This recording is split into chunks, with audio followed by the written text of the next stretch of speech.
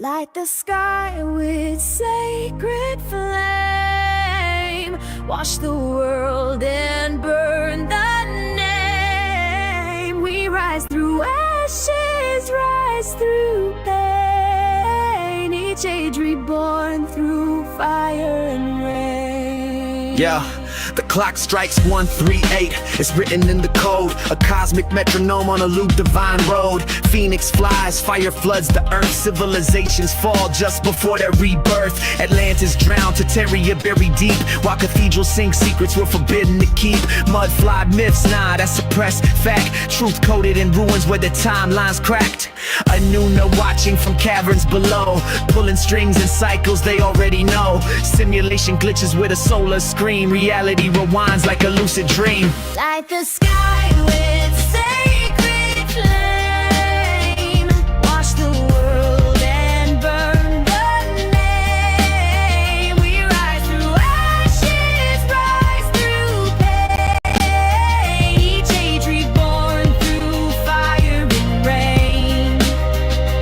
What was lost will call us home. Through shifting stars and shattered stone. Protocol 1388. It speaks in signs to those who walk beyond the line. Listen, every monument's a map, every steeple's a gate, aligning Earth's grid to the cycles of fate. Plasma storms crack the dome and break time, revealing the code in geometry's rhyme. The vapor canopy once veiled the stars when giants and gods walked under Mars. Now we sleep in the ruins of a golden dawn, waiting for the fire to reset what's wrong. Elites repop from caverns of chrome, while the meek inherit a broken home. But knowledge survives in crystalline veins, and we are the ones who remember the flames. They buried the truth beneath soot and stone, but you are the echo that won't be erased. You are the ember that survives the storm. You are the key, the seed, the spark. Light the sky with sacred flame. Wash the world and burn the name. We rise through ashes, rise through pain. Each age reborn through fire and rain. Beyond Tertaria, beyond the flood, we carry memory in flesh and blood. Protocol 1388, it calls our kind to break the script and free the mind.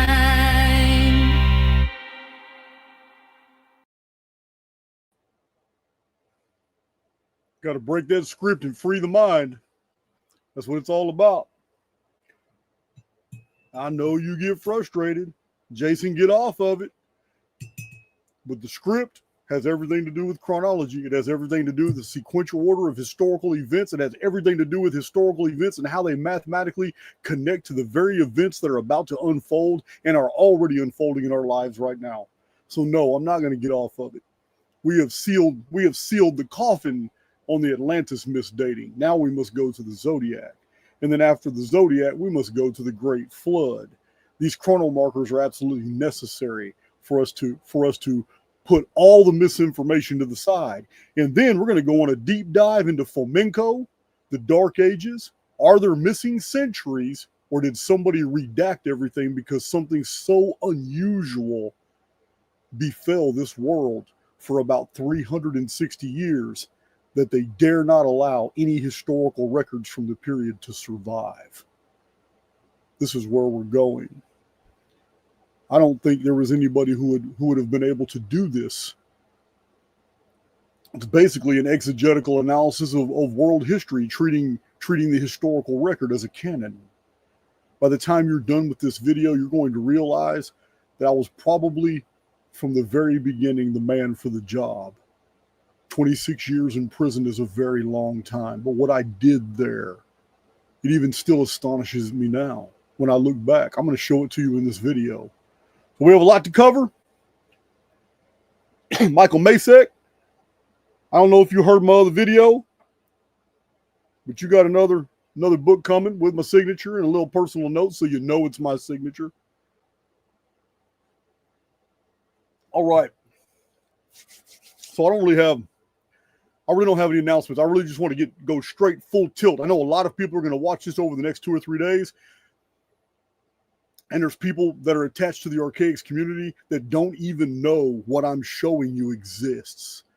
And it's my fault. I get so absorbed in my new research avenues that I totally forget the amazing and compelling things that I've already published. It's been years since we've talked about some of these things. And some of the things I'm going to show you, we've never talked about. I always have 500 more videos in me, and it's because I have an unlimited, I'm about to show it to you. I have an unlimited source of information. And this is what brings value to the Archaix research. This is why so many people are upset and they hit this wall, because they try to fact check Archaix using the internet and it doesn't work. 100% of the Archaix data came from old books and reports. I do not cite the internet as a source. So this is where we're going to go. So my YouTube channel is 6 years old. My publishing history is 20 years. My writing history is 35, almost 40 years.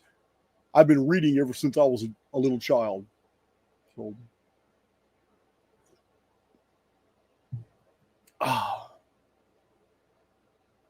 let us, even a lot of my detractors don't even know the depth of this material that I'm about to show you. So let me remove that intro. I got a different outro I'm going to play today. I'm also working on some new intros and outros. And it's getting close to that holiday season too. So I'll be bringing back that real tear jerker intro that I play every single year around Christmas. You know what I'm talking about. German English trench warfare on the Eastern Front, on the Western Front, World War I. You know that's a tear jerker intro.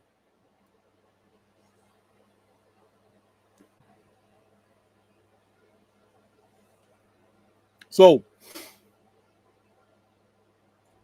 let me get my ducks. Well, I already got my ducks in a row. And let me turn off. I don't know if y'all can hear it or not. I have a noise reduction microphone, but it seems like it amplifies everything in the distance. I don't know what's going on with that. I'm gonna turn my AC off. I don't have to talk over my AC. All right. Sound like I was in court. All rise.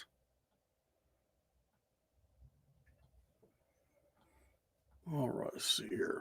Let's do it. I'm sharing my screen. Like I said, we're moving. This video, we are moving fast. And you'll know why when you start seeing all this material. Thank you, Nelson. Break free or die trying, bro.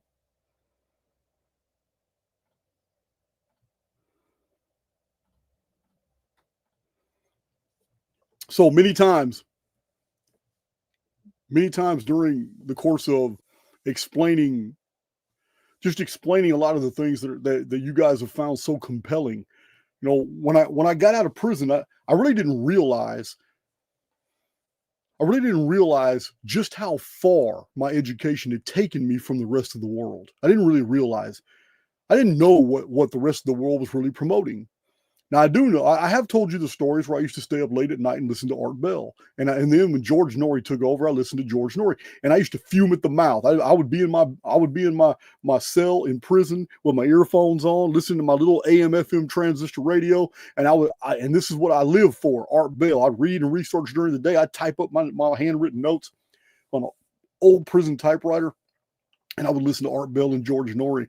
And I just, after a while, I was just raging because I'm like, no, man, no, why are you saying that? And I would try to correct them all. And you know what? It just got to the point where I quit listening because almost everything I was hearing was completely the opposite of what I had educated myself to believe. So, you guys are familiar with these books. You've seen these books.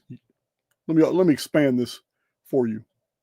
Oh, I like StreamYard. I like the way it allowed me to do that. There we go. I like that. So I'm not going to get to the end of this. There's no way. But my research bibliography is extensive. And yeah, these aren't just books I'm showing off. My Archaix veterans that have been listening to me for years, and those of you who have read my published books, you already know I read these books. I data mine these books. I cite them. I go through the material. I know this material. So it's a lot. It's a lot. And there's no way I'm going to get through this entire passage. I'm just illustrating a point. Most people do not know what it takes to actually read a book cover to cover. I'm not talking about fiction. I'm not talking about Lord of the Rings. I'm talking about nonfiction, like right here. Professor L.A. Waddell, Egyptian Civilization, its Sumerian origin and real chronology. Most academics today don't even know what this man discovered almost 100 years ago and put in this book, because academia today is entirely too compartmentalized. Not only is it compartmentalized, they now sanction what is allowed to be promoted and what is not. L.A. Waddell, speaking the truth about ancient history and ancient Egypt and how all the chronology was wrong, and how the first 5 dynasties of ancient Egypt absolutely perfectly mirror the first 5 dynasties of Sumer because they came from the same civilization. And that the arrival of Medes to Egypt, which the Egyptians say started their civilization, was in the 19th century BC. And the exact same story about founding Egypt by Medes is the story of Anum of Sumer. Anum is Medes backwards. Remember I told you about the mirroring effect? Yeah, Medes is M-E-N-E. It's just an appellation for the S. Medes reversed is Anum. Anum is the Sumerian king that went out and founded a whole new kingdom in the south. So remember, I've told you about the goddess Athene of the West. This would be Athena, and what was the city of Athens was named after. But the Athenians claimed descent from Egypt, and in Egypt, Athene is Neith. It is exactly spelled the reverse of Athene. So this is how many different gods like Phen and Noph, like Phoenix and Anoph. This is it's the exact same thing. Over and over and over, we find that when ancient civilizations had to deal with Egypt, everything was in reverse. This also caused a lot of chronological problems. But anyway, like I said, I'm just showing you. You don't have time to actually look at all the titles. This is a PDF of 400 books that I highly recommend out of the many thousands that I have read and researched. These are the 400 that I actually promote and I endorse. This is a PDF download on Podia. If you go to archaix.com, you'll find a link index that will take you. This is a free PDF, or you can go to the free link in the description box. In the description box right now is a link. That link is over 1,000 pages of Archaix materials. This single PDF is just one of those 1,000 and something pages that you get for free. Just hit that link. You can have all this stuff for free. There's a whole bunch of Archaix research for free. It's over 1,000 pages, and it's in the link in the description box. So I'm just giving you an idea of what was accomplished while I was in prison. I'm just giving you an idea. These are. I mean, I've read books. Look, this is the writings of Arnobius. Yeah, until I started my YouTube channel, started telling people about Arnobius was a catastrophist, and he spoke about resets and how history was cyclical and how all civilizations are merely built above civilizations they don't even know are underneath them. So yeah, it's crazy. This is he wrote that 15 centuries ago. It's just a lot. And by way of illustration, I'm just showing you these books. You can get that PDF for yourself.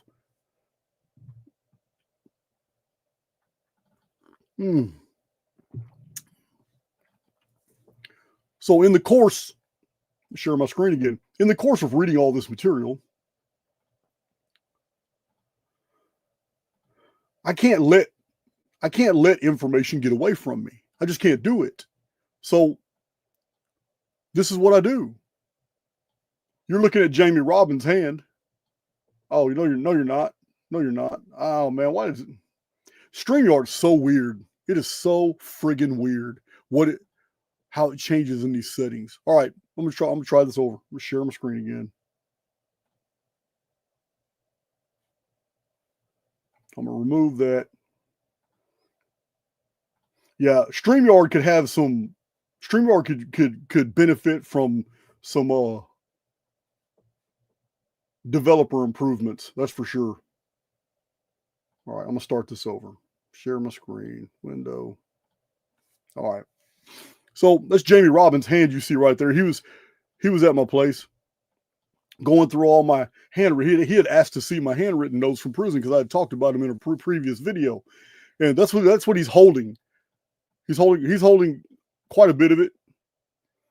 This isn't nothing. I got boxes and boxes of these handwritten notes, but it just goes to show you.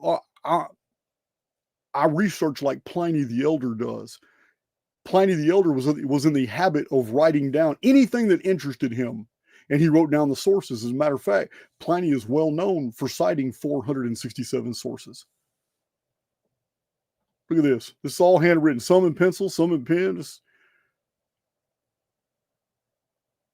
I mean, as a matter of fact, I got some here.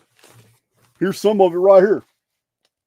All this handwritten notes, everything. This is just what I haven't put in Trapper Keepers. Don't think for a second. This is all. This isn't even 1/100th of my notes, and I am not exaggerating at all. I'm not taking these out, but these are the handwritten notes that have been put. Damn, it's freaking heavy. These are all handwritten notes that have already been organized.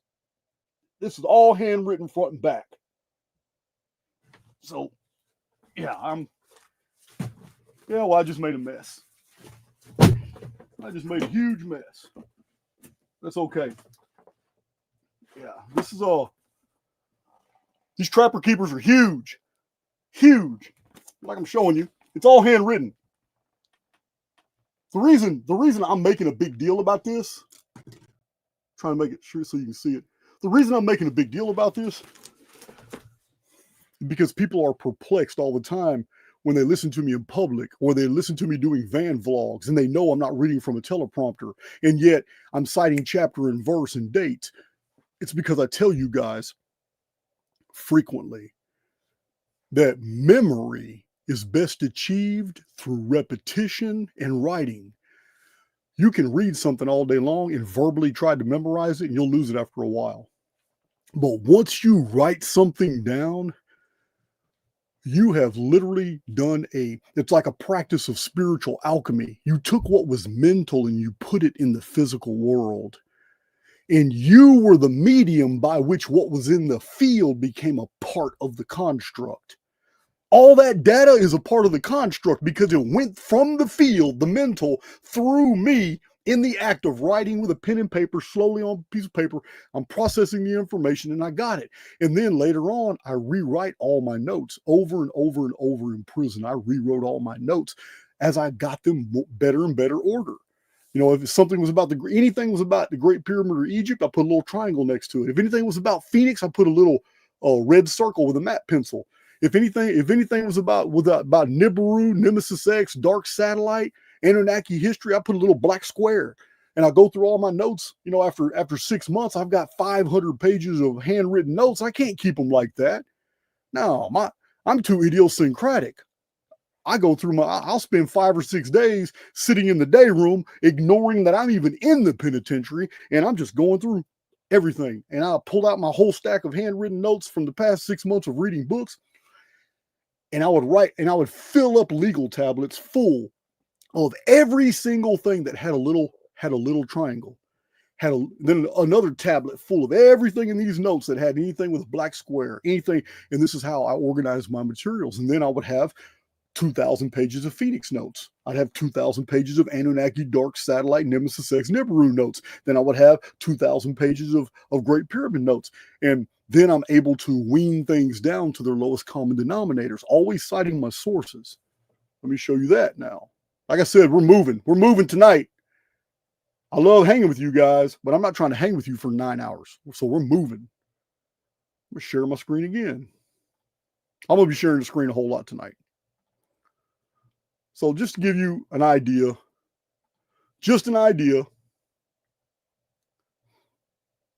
before we move over to this to this, what I wanted to show you. Processing information by hand is very different. I didn't have access to the internet when I did all this research. When all my published books were written, which I'm going to show you today, I didn't have access to the internet. Everything was pen and ink. Everything was old style research. I may be one of the last actual historians in the world who has put together all his research materials in this way. I didn't cite any internet because I didn't have access to it. So many of you have read my published books. I'm going to show you my unpublished books as well. But even the charts, the chronographical and chronological charts, there's chronotexture, help you process information. And repetition, bringing what was in the field into the construct, and me being the medium that all this information flowed through to get on paper and become a part of the construct, and then end up in published and unpublished books, and then end up in YouTube videos and in verbal dissertations that I've given, in the hundreds on YouTube. This is why I have the memory. I have an 8th grade education, officially. But unofficially, I'm pretty sure I'm doctorate level or higher. But it doesn't matter. It's the method that I acquired and transmitted the information which allowed me to memorize it. I would have never been able to do that if I would have had access to the internet. The internet was never about disseminating information. It was about controlling the information disseminated. You guys know, I've already shown you many, many things in Archaix that have never been found on the internet. And when you try to fact check me, you can't. So you got to order the books that I'm citing, and you go, damn, Jason's not lying. It's really in this book. Happens all the time, guys. So I'm just showing you a few of these pictures. Once I type up the notes, like everything you're looking at right now is Chronicon before it was published. That's all Chronicon. That has nothing to do with the folders that I just showed you. Those are all handwritten notes. This is all typed up notes. This is Chronicon before my publisher started publishing it. So, and we've already knocked out 3 files. All right, we're doing good. We are doing good. So,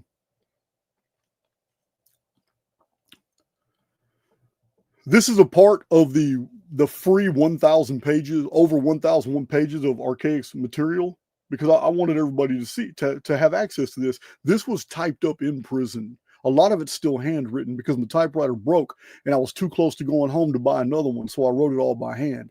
I'm going to show it to you real quick. We're going to go through this real fast too. Before I even get to my books, I want to establish all this so you know. This information that ended up in my published books came by long contact with massive corpus of forgotten and just abandoned books. Yeah, when older high schools close down, they donate the old libraries to local prisons.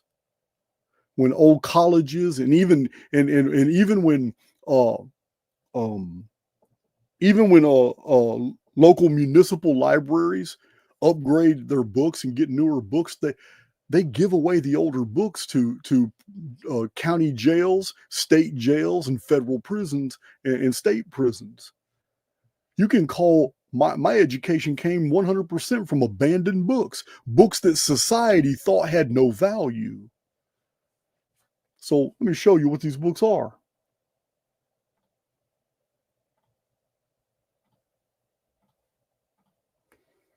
This is where my education came from.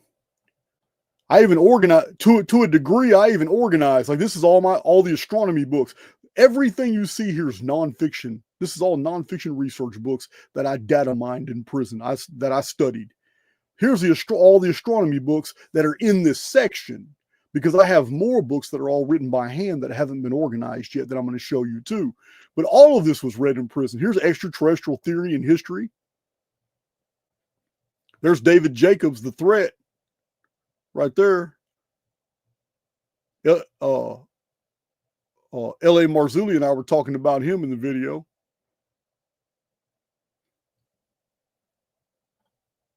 Here's the second page. All that's still extraterrestrial theory, UFO theory books. Here's physics and quantum theory. Read all these books. Again, I'm telling you now, it's not the only ones. It's just the ones that I had typed, that were organized, that I had organized, that were typed at the time. There's Dale Pond. Universal Laws Never Before Revealed. We've talked about that. Discovery of Nothing, Lyle Jacobs. I've showed you that book. Lots of good books in here. Then Archaic Cosmological Epics and Texts. There's Hesiod's Theognis, Natural History, Pliny, Lucretius, On the Nature of the Universe, Pindar, the Odes, Atrahasis, by Albert T. Clay, translated. Enema Elish, Epic of Gilgamesh. I always try to read more than one translation.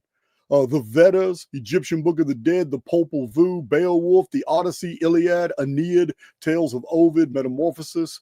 Here's all the books on the Great Pyramid and Gizzian studies. Here's Ancient History and Archaeology down here.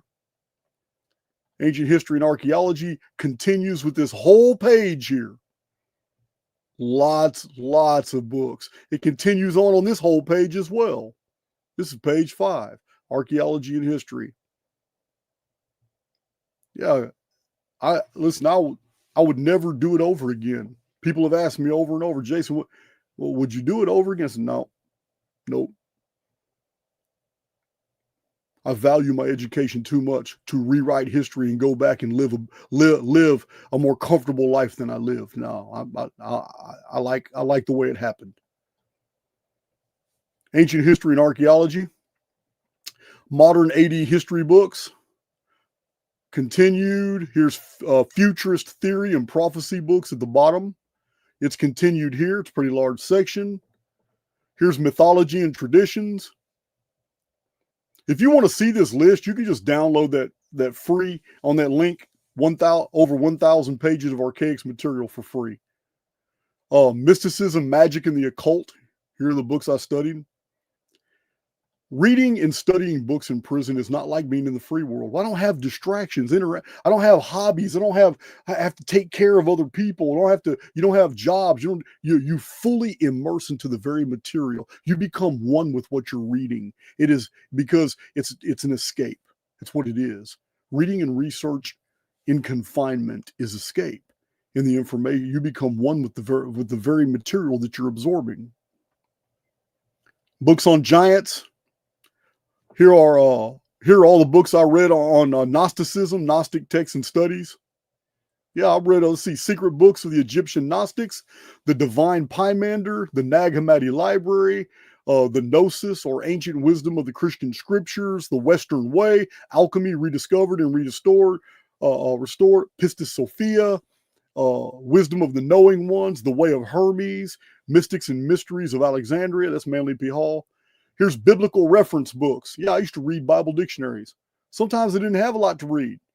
I always traded with other prisoners. I moved around. I used to get in trouble on purpose. I get shipped from one unit to another just to go access a whole new library once I've expended the library I was at. There's 116 prisons in Texas. It was easy to get transferred. Let's see. Biblical material right here. Here's books on numbers and mathematics, books on philosophy. Philosophy section's pretty big. Here's the lost books of the Bible. I put extraterrestrial. It's supposed to be extra canonical and pseudepigraphical texts. But yeah, I got different translations of the Book of Enoch, different translations of the Book of Jasher, the Book of Jubilees, Apocalypse of Barak, Gospel of Barnabas, the Archaix volume from the Vatican, the 6th and 7th books of Moses, the Apocrypha, the lost books of the Bible and forgotten books of Eden, the lost books of the Bible again, but a different version, the great and distinguished words of God. That was huge. It's like a Bible. Let's see. It's all the greatest quotes of all the apologists. The Old Testament, Pseudepigraphia, an introduction to the complete Dead Sea Scrolls and the Dead Sea Scrolls. Here's the secret societies and orders that continue. Then here's books on ancient symbolism. Here's books on science of the mind. Here's American concepts, evolution and creationism, religious, spiritual, miscellaneous material, and general reference. So uncategorized right here. Here's uncategorized material. None of this is in order. It's just a whole bunch of, it's a whole list of books that have not yet been put into their proper categories. I have to retype the list. So all these are uncategorized. These are just totally mixed up. Here's what I see: a bunch of Nostradamus books in here. Yeah, these are just all books I read and studied in prison. It's a whole bunch of them. Okay, the type list stops, and now here is all the handwritten. I no longer have my typewriter, so now I'm just handwriting books. I figured I was going to finish the list when I got out.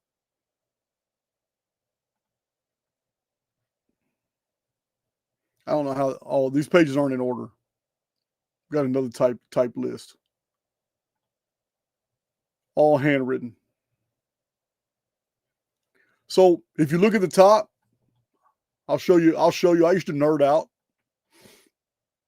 So April 19th, 2015, right here was my 8,934th day in prison. That's my little this is how I tracked my files. All my files have this system. This is how I know exactly when a page was written in prison. And it's really easy. 8,934 days in prison divided by 365.25 days will always tell me exactly from a frame of reference, April 19th, 2015, exactly when this was written. This is my third Chronicon packet. So I've already sent home the original Chronicon plus 3 packets. Final compilation begun on my 9,034th day locked up.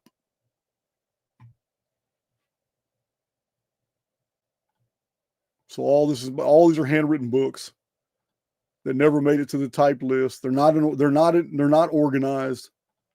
But every single time I read a book, I write down like quantum psychology, how brain software programs you and your world. Robert Anton Wilson, 1990, reprinted 2011, New Falcon Publications. I always write the title, the author, date of publication, and publisher.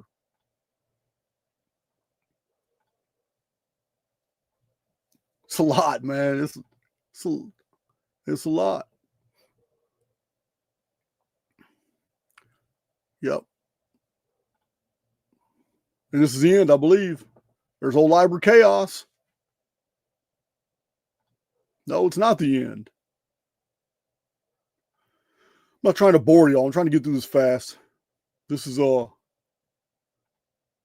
this is the end. This is the last one. It's a lot of books on this last page. This is the last page. Old Stephen Quayle's name right there. So we are done with that file. 33 minutes. 3312. That's 3312. Right when I said that. 3,312 is divisible by 138.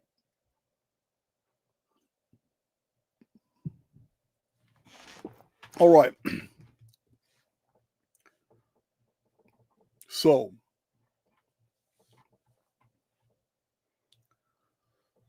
this, where are we at now? So that is Archaix research and development right there. Okay, I'll get rid of that. So I'm gonna share my screen. So again, take you guys on a trip. The trip begins now. That's just a little back history. That's just a little back history to show you that what you're about to see, I am 100% qualified to have written. So a lot of you've never seen this material, but you're going to see it now.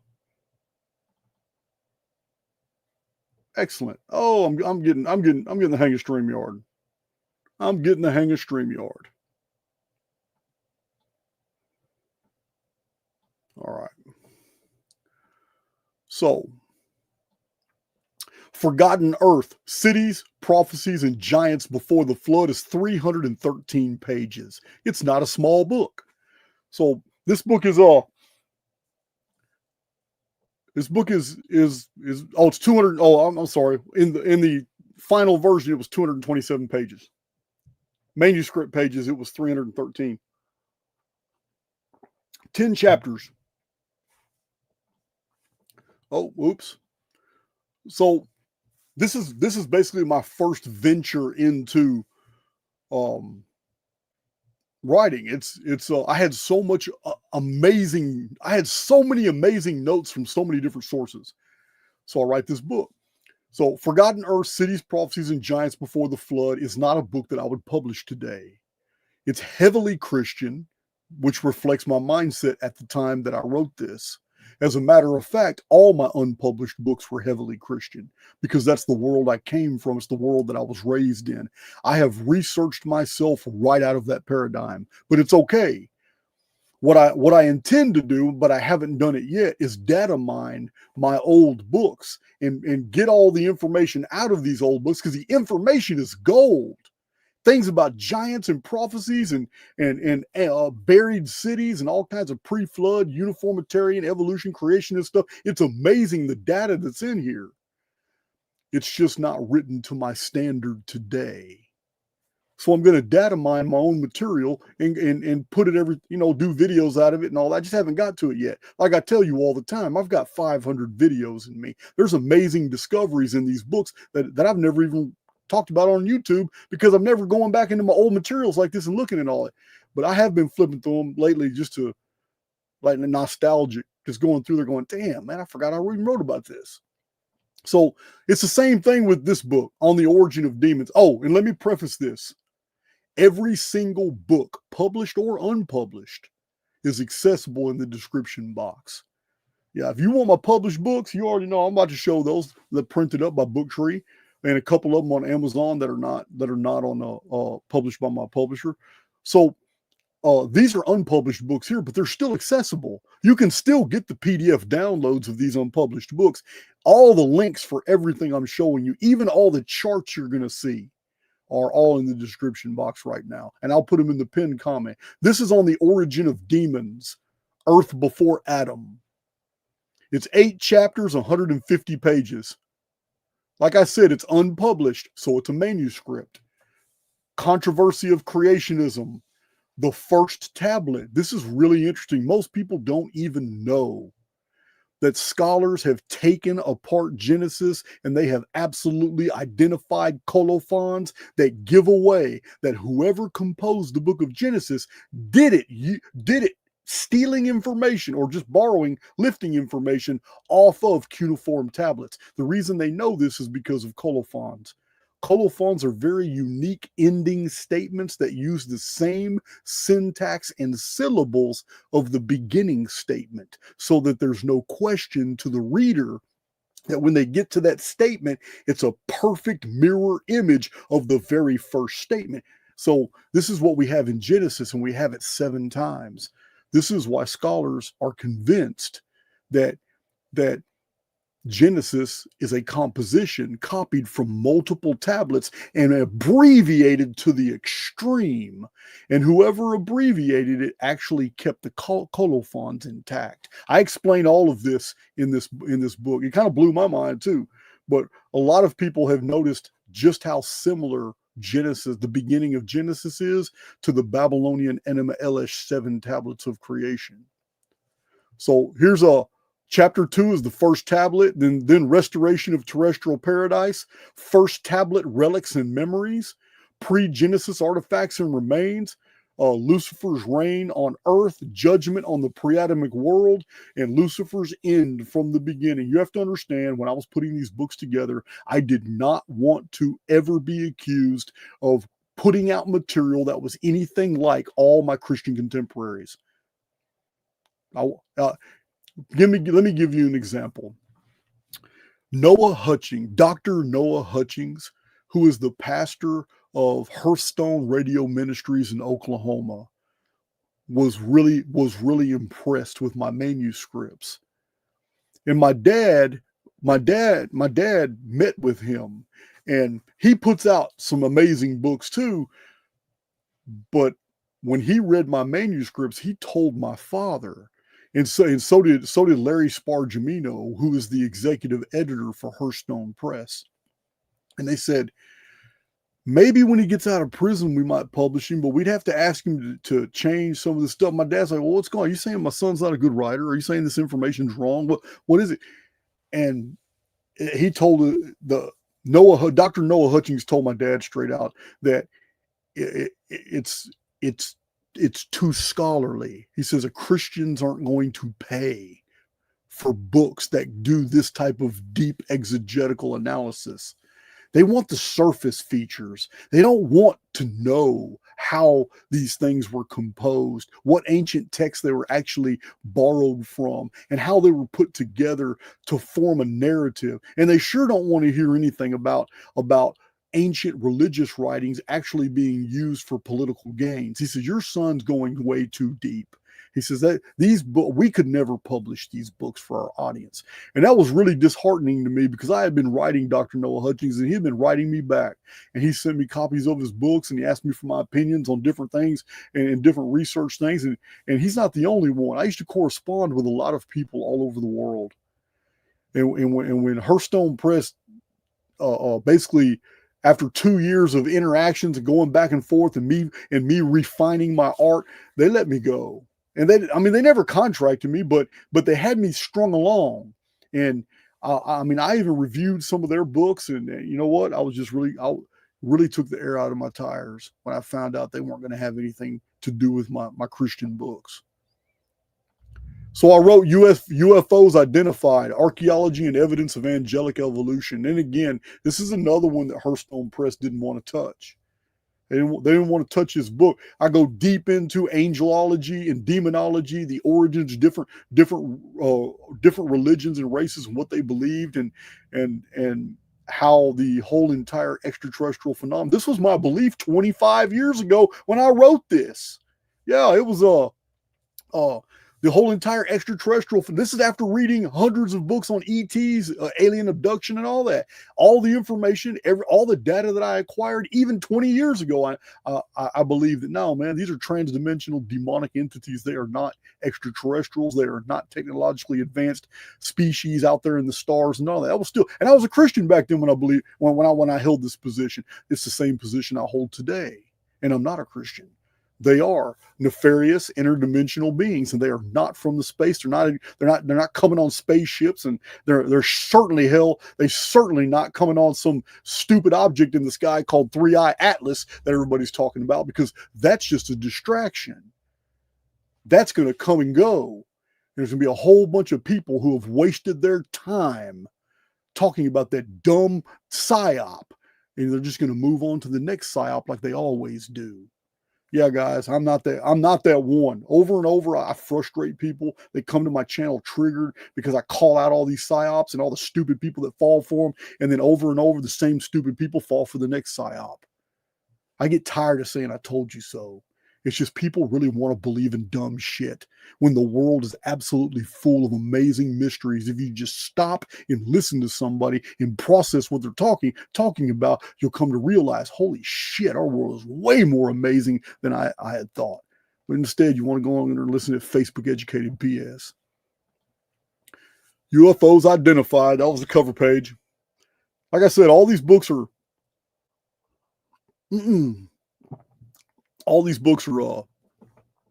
here's the chapters on UFOs Identified. Oh, this guy right here, Dr. Philip Smith, he was the one editing my deals. You can imagine my surprise. Convicted felon, sitting in prison, 8th grade education, and I have to fire a doctor, Dr. Philip Smith. He butchered my manuscript. Couldn't even believe it. Yeah, I had to fire him. Send my manuscript back and say, hell no. Not only am I not going to pay you for this butchery, well, I have my dad pay him, you know what I mean? But you'll never see another manuscript of mine again. Good day to you. Yeah, I couldn't believe it. Yeah, man, dude talked himself up, talking about, yeah, man, I can make sure you can get these books published and all. He was my fallback. I've had some disappointments, guys. I told you the story of Dr. Barry Warmkessel. Here's another one of these guys that thinks because of his education, I can't provide value to him.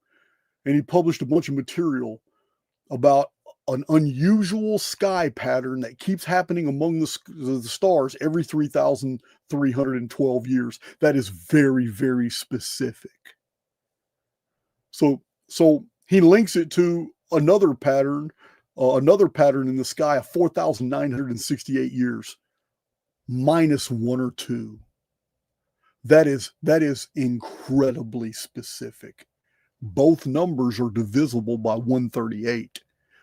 So I sent him a letter. I showed the letter on YouTube. I have a video where I show my handwritten letter to Dr. Barry Wormkessel, and I went through his research, and I told him, I said, listen, you were looking at this from the wrong perspective. I said, what you have found is the Phoenix phenomenon. What you have documented are the epicycles of 552 years. He says these major periods can be filled in. They're in increments of 552 years. You're just finding particularly large ones without realizing there's a smaller denominator that connects them all. He says these impacts, volcanic resurfacing, major earthquakes, and human depopulations that you're documenting are all answerable in this one phenomenon. I can send you all my research and you're free. I even told him you're free to run with it, man, publish it, get this out there. I'm in prison. And to me, the Phoenix phenomenon was just one finger on the fist of research that I was doing. So it wasn't really a big deal to me. I hadn't even published a book about it yet.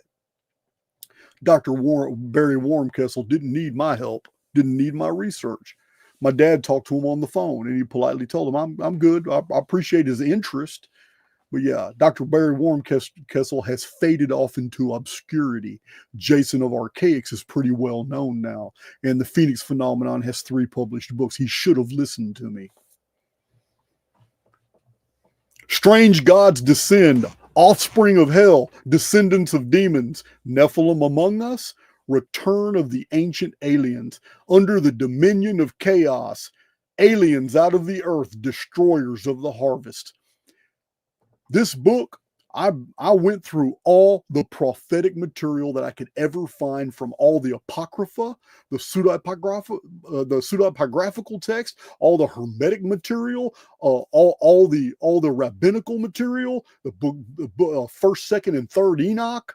Let's see, Book of Jasher, Book of Jubilees, Apocalypse of Barak, all the Old Testament, all the New Testament. I went through every single thing I could find in prophetic literature, and I mapped out the future just using the prophecy texts.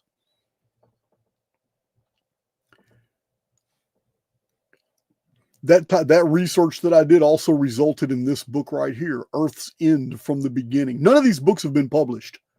This is just where I was at 20 years ago. Here's Earth's End from the Beginning, Counterfeit Apocalypse. Even 20 years ago, when I was still a Christian, I believed that the apocalypse was soon to unfold, and it began in 2020.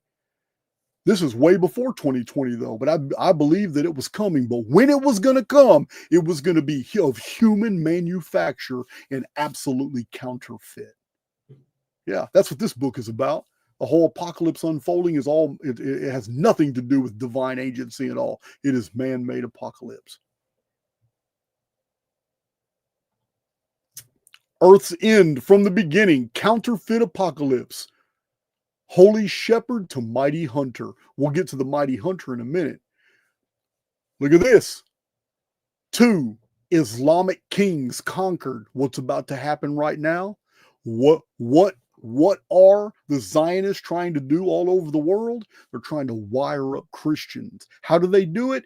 They import all these Muslim migrants who get free reign to do everything they want to do for a few 5, 6, 10 years until the tipping point is reached. How do we know the tipping point is almost here? Because we now have many Jews disguised as Muslims in positions of power who are going to start calling shots in order to enrage the Western world so they could go ahead and just declare war against Islam. Christianity and Islam at war against each other. I've been telling this. This has been my opinion for over 20 years. It's never changed in Archaix. I'm always telling you guys, this is the playbook. This is the playbook. We've been seeing it unfold since 2020. Well, we're almost to the middle of the second seal now. The knifings are off the chart. And knifings are exactly what the second seal imagery is about. Strategic famine. Not a worldwide famine, a strategic famine. Premeditated chaos. Spiritual dark age begun. Remember what I told you about Apollo Nemesius? The spiritual dark age does not mean it's a dark age in the world. No, it's just the opposite. Things get real nice and real good. But Apollo Nemesius brings those scales. It's going to be a spiritual darkness, a spiritual famine. Signs in the sun and moon, the seventh seal broken, the seven trumpets. Judgment of America, chapter 3, the eagle's end. I had totally forgotten about all these. These are prophecies. They are amazing when you read them. Then Babylon ruined and the fate of Islam. Antichrist unveiled, the idol shepherd. And there's the apocalypse of Sanios the scribe. You guys have read that before. I've done a video on that. So I mentioned Mighty Hunter. Remember, these are just my unpublished books. We haven't got to my published books yet. These are all available as PDFs in the description box. This is King of the Giants, Mighty Hunter of World Mythology. These are the unknown histories after the flood from 2239 to 1772 BC. This is amazing stuff, this history. King of the Giants. So, introduction, a worldwide memory. Chapter 1, I call it Archive 1 here because it really is an archive of information. Guys, those who have never seen my books, I get it. You probably think I'm just talking about ordinary books. Well, writers write books all the time. But those who have ordered and seen my books know that I overwhelm you with information. I don't try to prove a point. I try to overwhelm you with corresponding information. In my bibliographies, even for my small books, my bibliographies are huge. Because I believe in citing the sources. You got to know where this information came from. It's the same way in my unpublished books. I always cite my sources. So here is Archive 1, After the Flood, Rise of a Mighty One. Just one chapter has all these sections. Each one of these sections is a whole bunch of data showing the narrative after the flood. Here's early post-flood society, Semiramis and her son, emergence of Nimrod the hunter. Nimrod defeats giants to become king of the earth. The king himself becomes wicked.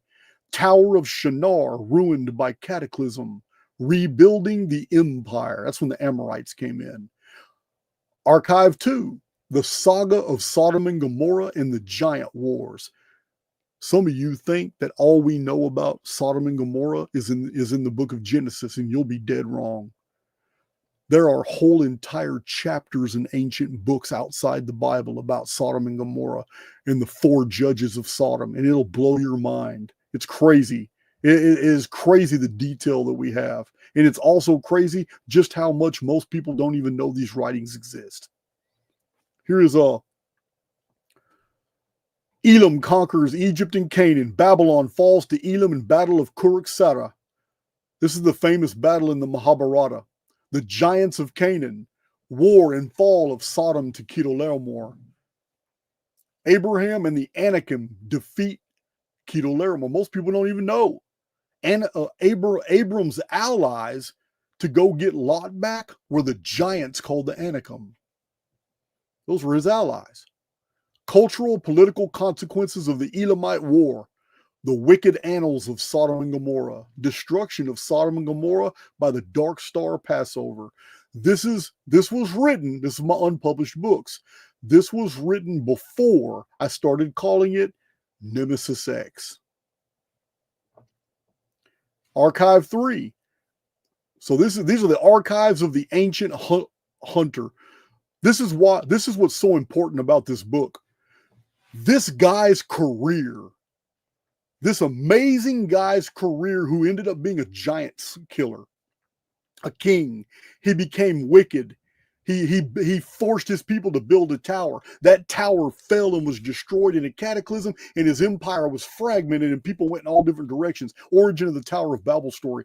This guy's career was so famous that the story is told in Sumer in the stories of Lugal-Merid, Ur-Nammu, Shulgi, and Gilgamesh. It's told in Akkad, his name is Sargon and Naram-Sin. It's told in Babylon, his name is Marduk, Nergal, and Tammuz. It's told in Mitanni, among the Amorites, his name was Amarapi or Amraphel. Both names of the same person. We are actually told in one text that only after his kingdom had fragmented was he called by the throne name Amraphel. It's Semitic for he has made us fall. His original name under the fifth dynasty of Babylon, which is the Amorite dynasty, was Hammurabi. He was known as the lawgiver. In the records of Assyria, his name was Ninurta and Ninus. In Canaan, he was called Baal, Adonis, and Adonis in Phoenicia.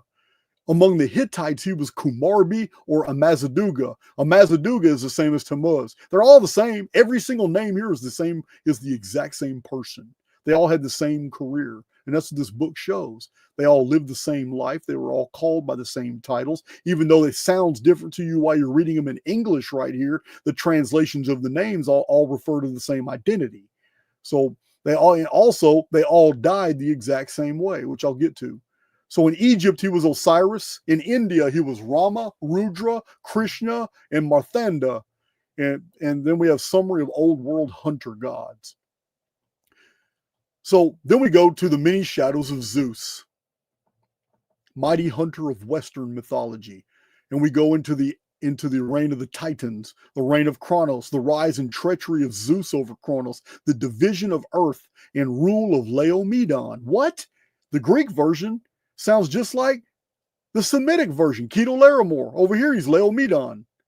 The Grecian masks and memories, Aristeos, Apollo, Dionysius, Bacchus, Pan, Heracles, Hermes, Orion, Theseus, Erechtheus, Amphion. Only 1,000 years later were these attempts to describe different mythological personalities. But 1,000 years earlier, they were the same person with the same career who died the same death.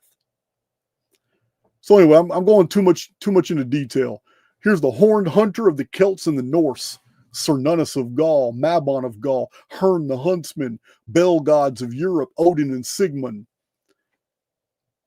And then we have the conclusion. The conclusion is amazing. The death of Nimrod in global memory. I wouldn't use the word global today, but this was written 20 years ago.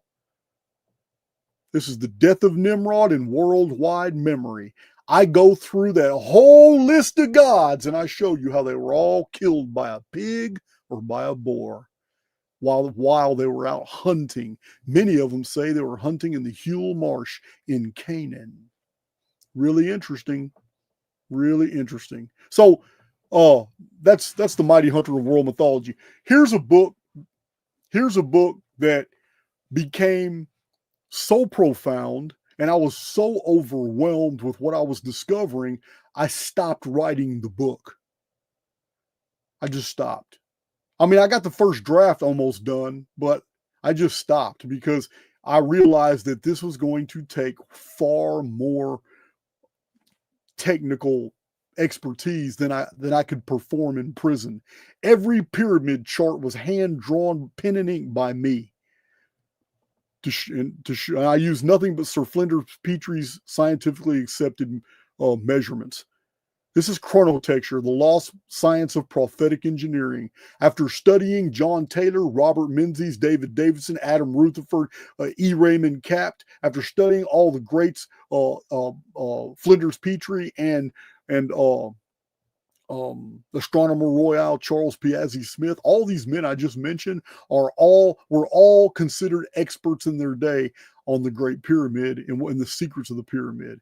And many of them, except for Sir Flinders Petrie, all of them, even H. Aldersmith, all these men believed that the Great Pyramid contained divine calendrical information, the past, the present, and the future, all embedded in the rectilinear measurements in stone. It is such a strange theory, but none of these men were able to show it because none of them had ever put together a chronicon. They were only using the dates of the historical record that they accepted to be true, not the ones that they had tried and knew were factually true or not. None of these men were chronologists. So the benefit that I had is I had already finished Chronicon before I wrote this book. And I was able to look at the measurements between historical events and apply them to the rectilinear measurements of the Great Pyramid to verify that these men were absolutely correct in the concept. They were only corrupt in their calculations because they didn't have an accurate history to measure with. This is Chronotexture, Lost Science of Prophetic Engineering. 74 chart. I still have the PDF. It's in the downloads too. And I mean, it's only missing 2 or 3 pages. I mean, it's done as far as written as a book. It's 2 or 3 pages missing in it, and it wasn't really important information. It got to the point where I couldn't map out the future the way I wanted to without. I was thinking that maybe I needed computers to generate charts because I was in prison when I wrote all this. It's all typewriter. That's a hand drawn. That's pen and ink I drew. This is a whole hand drawn illustration I drew in prison. And actually, this does say something. I was just being, creative. But yeah, these are alphanumeric. There's a passage in the Bible in Isaiah chapter 19 that talks about the Great Pyramid, and that's what you're reading here. That's what this text is. Every single one of these symbols represents a letter in the alphabet. Just being creative. So in prison, I wrote Chronicon. This was the first part before the flood. The first 3,000 years of the historical record till the Great Flood in 2239 BC. The second part of Chronicon was post-flood antiquity. Part 3 is classical antiquity. Part 4 is Dark Ages and Middle Ages, and Part 5 is modern history. So my publisher has already released Book 1. We'll get to that now because we just finished that whole section of files and we're moving on to the next ones. Now we're going into my actual published material. We'll get back to Chronicon. So my publisher is published before the flood, but he still has a long way to go before he can even get to the other 900 and something pages of Chronicon. So if you want to read the entire 1,055 pages of Chronicon, there's a link in the description box for the download. If you want to wait till it's paperback like these, you're going to be waiting a while.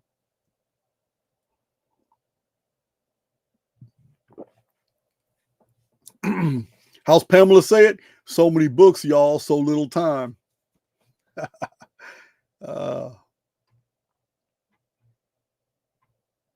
Okay. We're moving right on up. Now, we're going to go fast through these two because got a lot to cover. Got a lot to share on my screen again. My very first published book, 2006.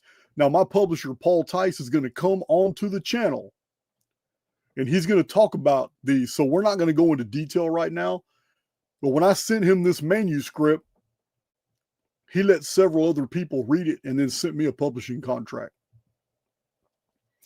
Lost Scriptures of Giza, 2006. Enoch and the Origin of the World's Oldest Texts.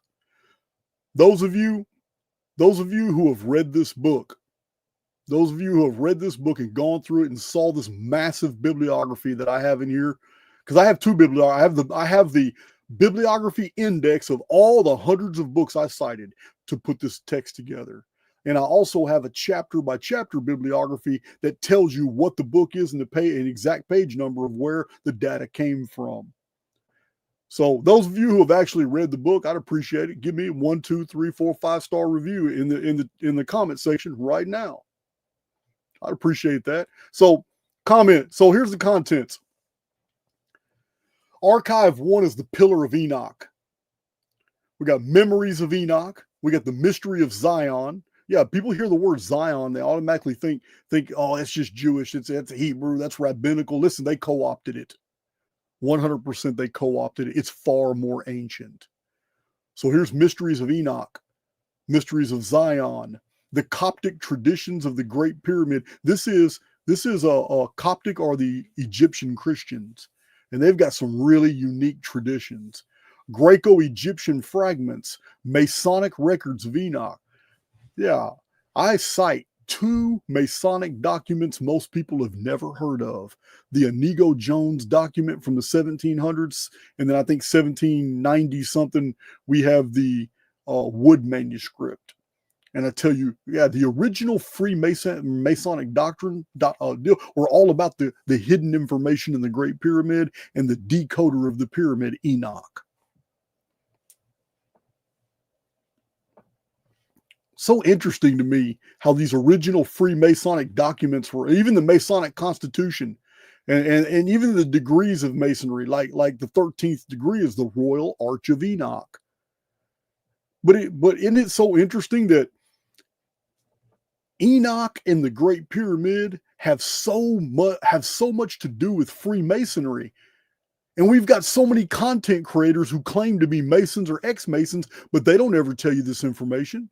They don't ever tell you the links between Enoch and the Great Pyramid and what they meant. But it's in the Freemasonic writings, the initial original writings. So why not the disclosure? What is it about this information you don't want to share? But your Freemasonic ass is all over YouTube talking about every other mystery in the world, but you're not talking about the founding mysteries of your own order. I don't get it. I don't get it. So that's all in this book, Lost Scriptures of Giza. Like I said, the link for all the published books is in the description box. You just go to Shopify. The Shopify site has everything. Let's see. So Archive 2, Symbols of the Godhead upon the Earth. The arcane images of the divine pillar or divine mountain. Mysterious relation to the number 7. So these aren't very descriptive of just how detailed the information is in this book, showing that the Great Pyramids, the reason people think that ancient texts don't ever talk about the Great Pyramids is because they're expecting a modern word such as pyramid to be in an ancient text, and it's not. It's not. But when you read with understanding the Arabic traditions of Iram and the pillars, you'll understand they're talking about the Great Pyramids. When you read about the traditions of Surid and the divine mountains, you know they're talking about the Great Pyramids.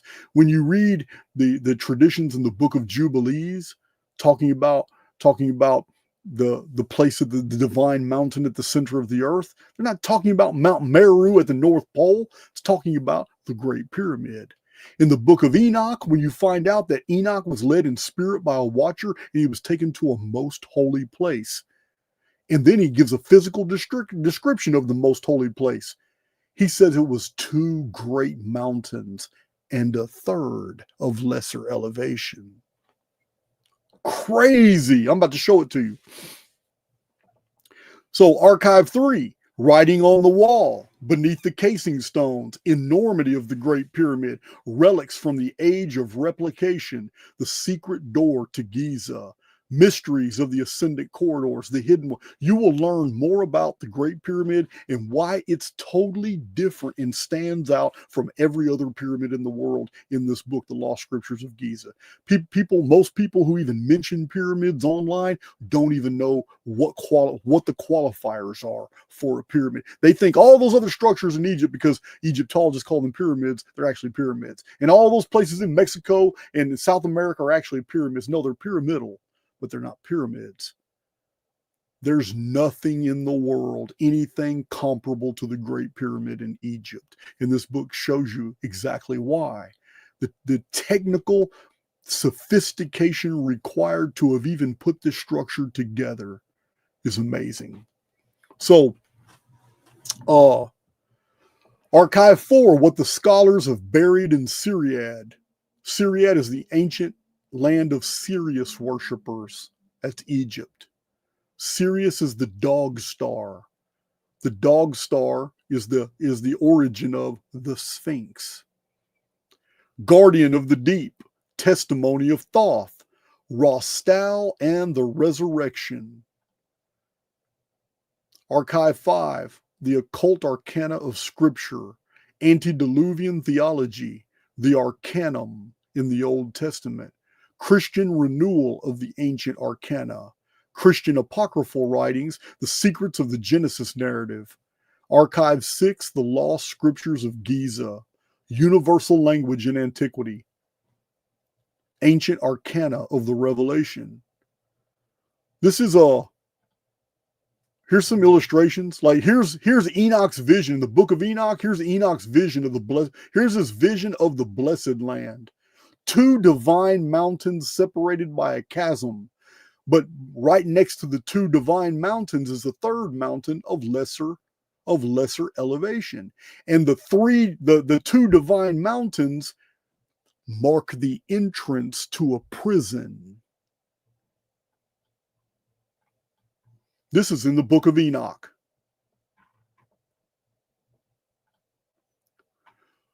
This is essentially what Enoch saw. 2 divine mountains and a third of lesser elevation.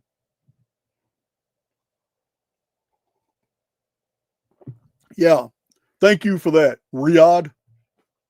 Yeah, my books do not have filler. I do not put filler in my books. Every single paragraph is going to contribute to the message of the text. It's another one of my pet peeves. Yeah, my books might be small, but I promise you they're packed. Not all my books are small. Some of them are hundreds of pages. Chronicons 1055. But what I'm saying is Here's an amalgamation of the concepts of the pillar representing the divine tree, and the divine tree and the pillar being and representing the structure of a pyramid.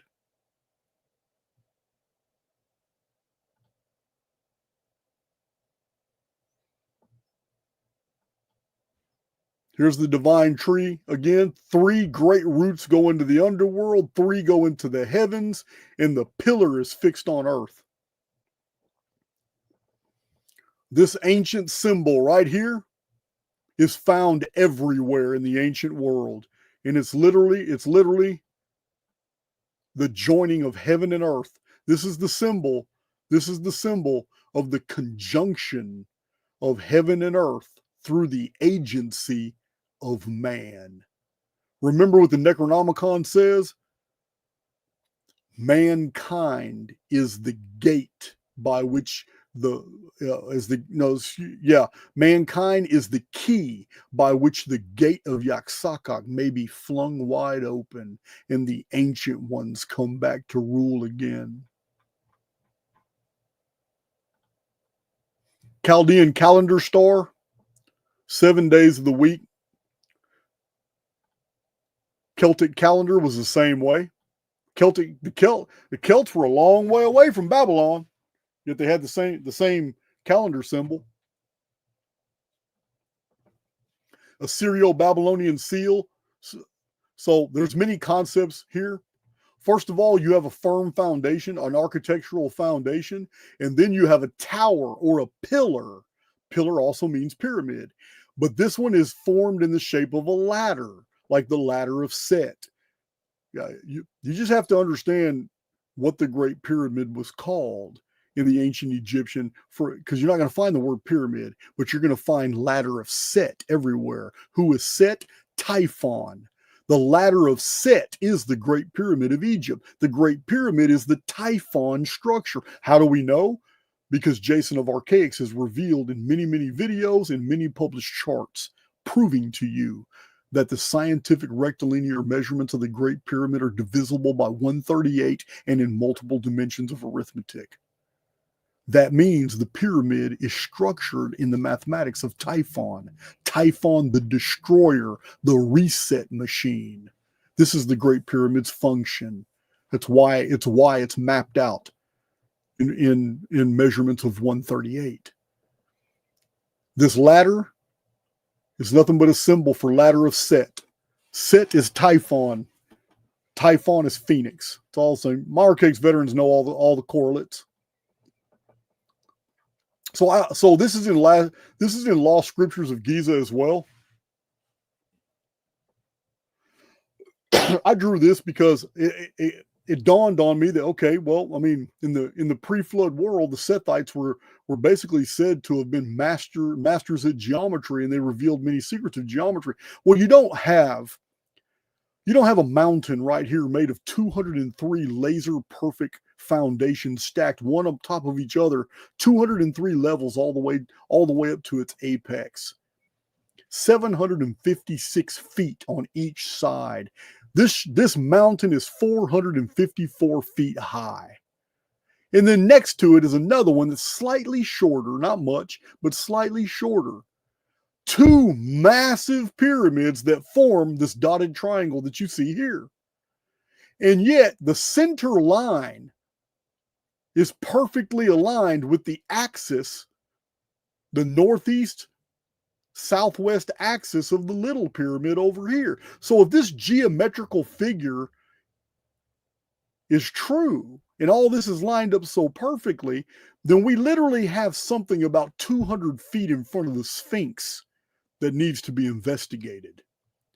Because if these were masters of geometry like they have shown us over and over and over, then this area here is in front of the Sphinx. That's the Sphinx. This area here in front of the Sphinx needs to be investigated. There must be something here of epic importance for it to be a part of the geometry. It's the only reason I put it in that book.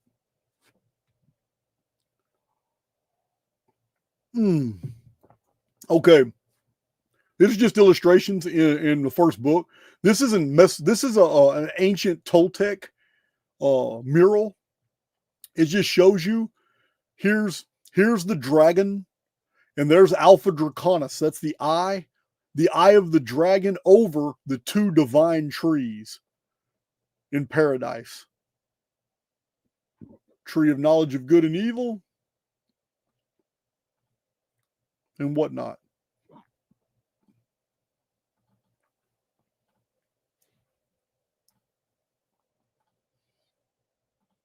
Gotta share my screen each time. So that was my first published book in 2006, When the Sun Dark. Lost Scriptures of Giza. That was this book, right? You know what? Let me go back. I shouldn't have done that. So this book here, Lost Scriptures of Giza. Yeah, my books have a lot of very, very, it's small print. All this is small print. I have a lot per page. I take my research and writing very, very seriously. It's amazing. You're going to learn about Abram and Sarah actually being Brahma and Saraswati. You're going to find out that Abram, at 110 years old in the book of Genesis, lived in the Philistine city of Gerar, next to Gath.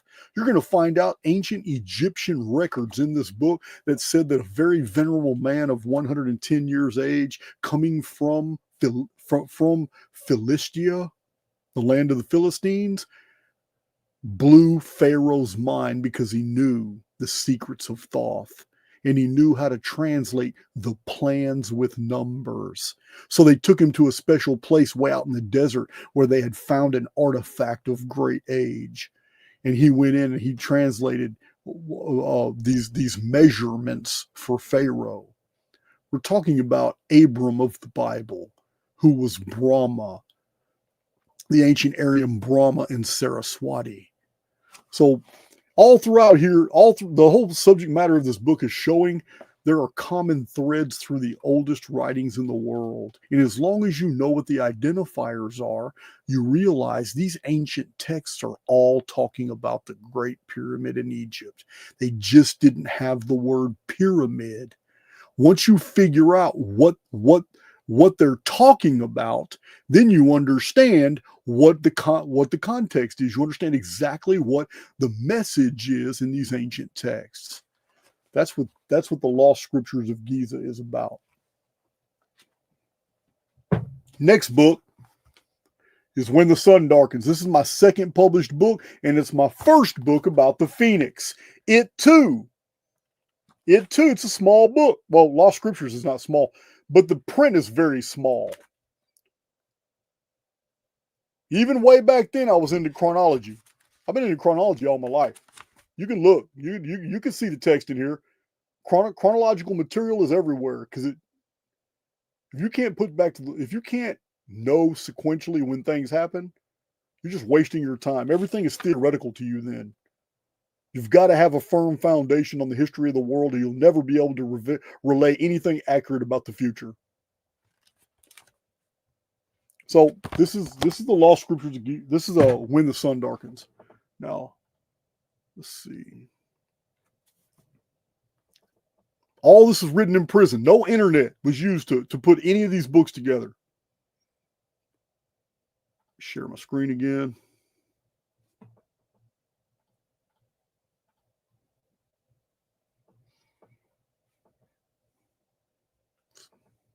So I drew this in pen and ink, and my publisher put the color to it. I think I sold it. I sold all my original illustrations, except for I think I had 2 left. I sold all my original illustrations. So here's the table of contents. Now, when I wrote this almost 20 years ago, I still believed in planets and all that BS. I'm now a simulationist, but still, you'll have to forgive that. It doesn't change the sequence of events. It doesn't change the chronology. So existence of planet Phoenix is the first chapter. Second chapter, age of the Phoenix and cycles of cataclysm. Sun darkening of 583 BC, sun darkening of 1135 BC, sun darkening of 1687 BC, in sun darkening of 2239 BC. Many of you know who followed my research, all of these are very well attested historically, and they're all exactly 552 years apart. We're not talking about eclipses caused by the moon. Chapter 3, a planet of 2 calendars. Chapter 4, Phoenix cycles demonstrated. 5, cursed earth periods. Phoenix cycles are 552 years. Cursed earth periods, as documented by Dr. Stephen Jones, are 414 years. Both of them are divisible by 138. Chapter 6, modern cursed earth periods. Chapter 7, orbital chronology of planet Phoenix. This whole chapter is nothing but a chronology of the 138-year Phoenix visitations. Chapter 8, secret calendar of the Great Seal of the United States of America. Chapter 9, 2040 AD return of planet Phoenix. 10, the Joshua Comet Group. 11, Vials of Phoenix Comet Group. These I no longer believe are comet groups or any of that, but the reason they were thought to be comet groups is because they come off of Archaix. I didn't mean Archaix, but they start on Phoenix appearances and then have their own chronologies attached, as if Phoenix appears and just creates little micro cataclysm, regional cataclysm chronologies that have their own motive force. It's just crazy. So anyway, conclusion of the Phoenix thesis. Remember, all this data in one book, this is just the beginning of the Phoenix research. There was a lot in this one book, but it's nothing compared to what's come out now. Appendix A, effect of 2040 Phoenix transit. Appendix B, legends and myths of the sun darkening. And Appendix C, when the sun stood still. Again, it's got a pretty sizable bibliography. Here are some charts that are in the book right now. I'm not gonna sit here and dwell on these. It's all charts in the book showing the patterning.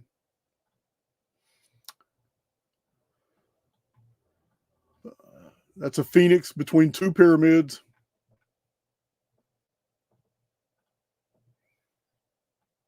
These are the 203 levels, starting with the foundation of the pyramid.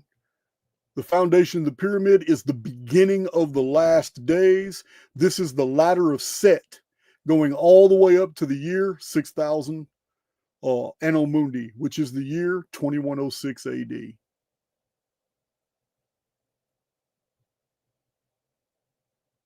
And that's Man, we're making pretty good time. I thought this was going to drag on for a long time, but I'm really moving kind of fast. All right, Anunnaki homeworld. Let's go to the homeworld. This book here, right here. So several people have read this. I mean, thousands of people have read it, but what is that? Ah, look at that. I'll be damned.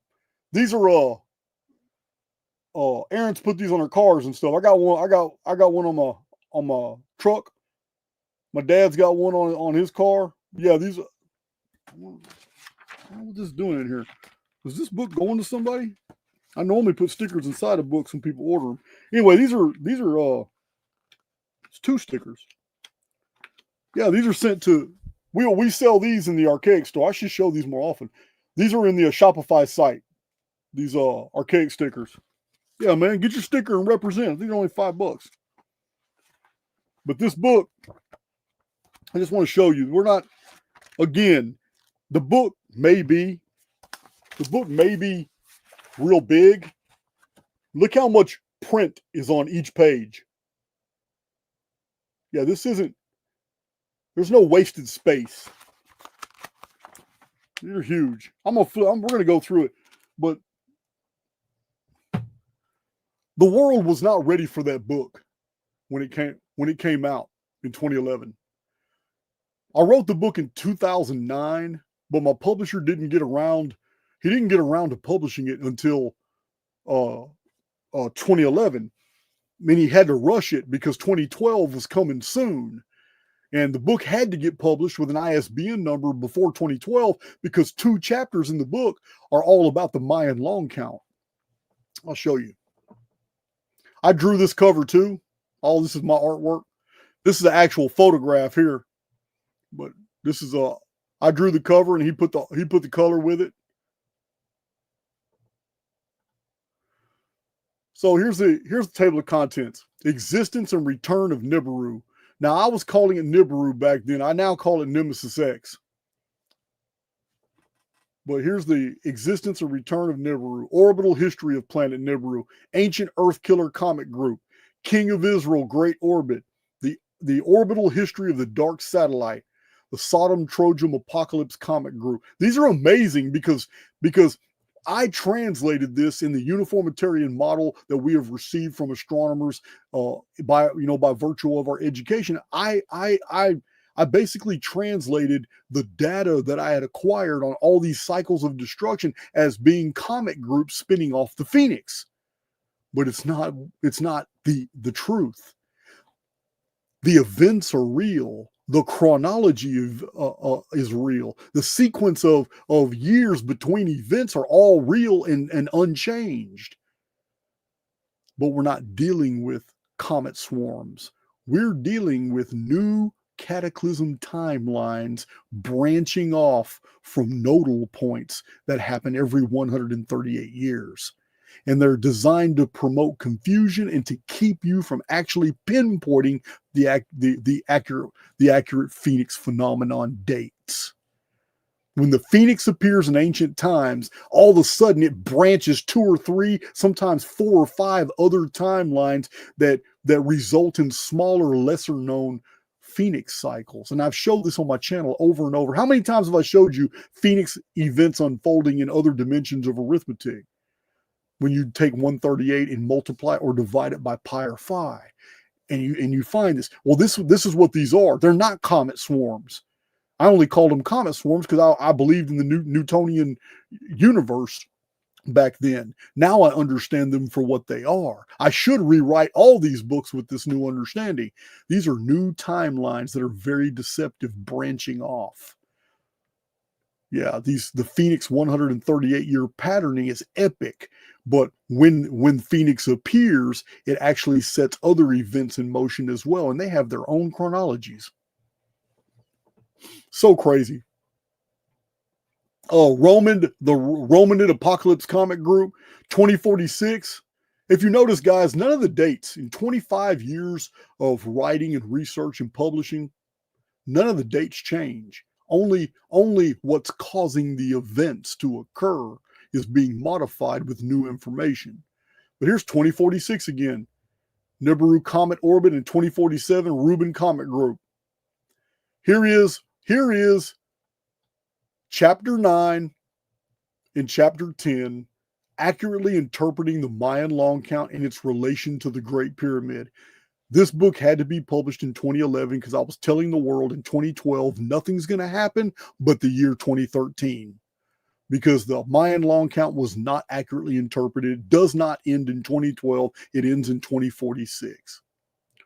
Chapter 11 is the condensed calendar and the end of the Great Pyramid's astronomical chronology.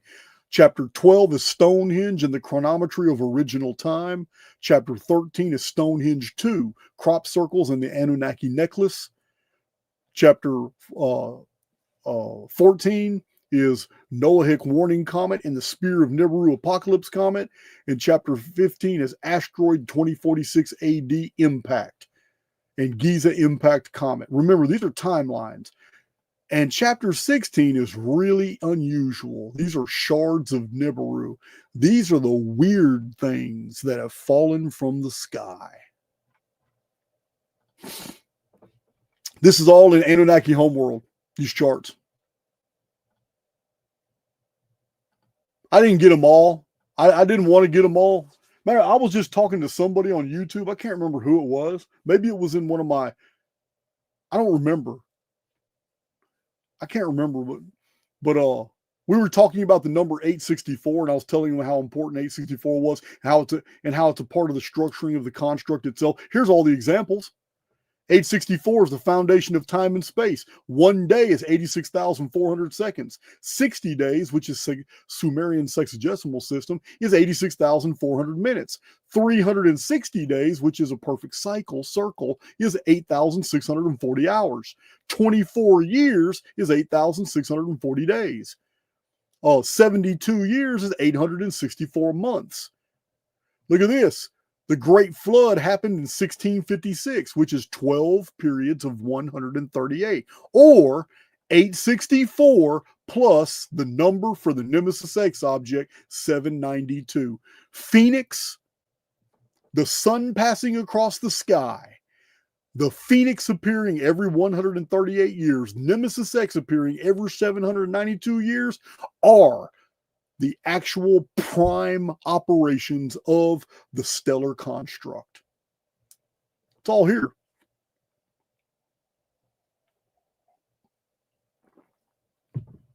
Anyway, I go into more detail in the book, but this book was written almost 20 years ago. These are just some pages, some charts on Nemesis X.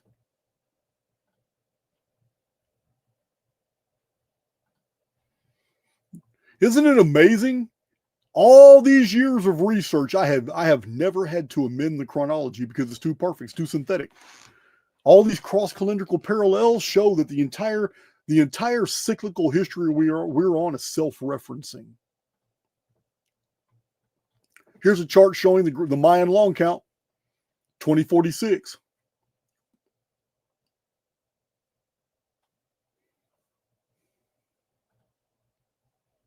Look at this. We were just talking about the number 864. Well, look, scholars tell us the Mayan long count began on right here. You can't make this shit up.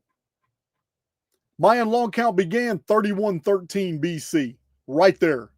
This is what scholarship tells us. The Mayan long count started. They also tell us that the Mayan long count is 13 Bactans. They also tell us that the 13 Bactans are 144,000 days. Mayan scholarship tells us that the entire Mayan long count is 1,872,000 days, or turnings of the stars. Get this. If that's true, don't you think it's amazing that 864,000 days into the Mayan long count, 6 complete Bactans, 864,000 days is 144,000 times 6. That means 6 Bactans were complete starting in 3113 BC. Look at this. They were complete in 713 BC. You already know, Archaix veterans, what happened in this year. the sun stopped moving across the sky, and then it went in reverse 10 degrees. And ever since then, we've had a different zodiac. Ever since then, we've had 365.24 days, not 360 days. Because under this system, 864,000 days from the beginning of the Mayan long count to 713 BC during the reign of Hezekiah, when the prophet Isaiah saw that the sun had stopped moving and went in reverse. Right here, when 185,000 Assyrian soldiers in armor were vaporized by a thunderbolt from the sky when this happened. 864,000 is perfectly divisible by 360. This was the year of the ancient world. And I have data sets that are amazing, showing that all civilizations in the world had a calendar of 360 days until the end of the 8th century BC, which is 713 BC. What happens? What happens then? This is what happens. Do you see the 7th Bacton, the 8th Bacton, the 9th Bacton, the 10th Bacton, the 11th Bacton, the 12th Bacton, the 13th Bacton? Well, if you see those Bactons, that's 1,800,000 days. That's 7 Bactons, but it's not measured in divisions of 360 anymore because that calendar is extinct. Now these are measured, as you saw right here, at 365.25 days, right here. That event in 713 BC changed the length of the year, but it didn't change the Mayan long count. The Mayan long count has never been counted in years. It's a day count system. Therefore, the 144,000 Bactons still remain true, but they're no longer 400 years of 360 days. Now they're 394.3 years each. The year has changed. Now we have 319 BC as a Bacton. 76 AD is a Bacton. Why is that interesting? Because 76 AD is also the exact time that a great star spear appeared in the sky. 76 AD was an appearance of the dark satellite. It's on the dark satellite chronology. 470 AD, right here, 6 years before the fall of the Roman Empire. And then here's what's really weird. The Bactons now fall on 864 AD perfectly. You can't make this shit up. We live inside a mathematical construct, and it's always verifying itself by self-referencing. 864 AD, Anno Domini, our modern calendar. The only way we got this, 864, is by factoring the Mayan long count now, 365.24 days, which would have never happened if the sun didn't stop moving and then go in reverse. Can't make this shit up. It's amazing. All this is in Anunnaki homeworld. All the way to 2046. There's that date. When we get to 2046, it's the year 5940 Anno Mundi. And in the Mayan long count, it's right here. The Mayan calendar's chief function was not to record the passage of time, but to count down to a time known as 13.0.0.0.0 at the conclusion of 13 Bactons, when time would collapse. That is the purpose of the Mayan long count.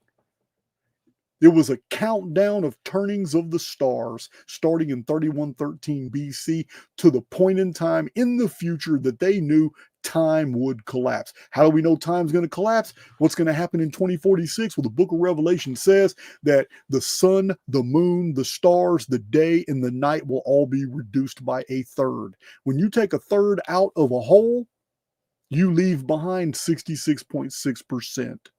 That means the day becomes 16 hours. The sun moves a lot faster across the sky.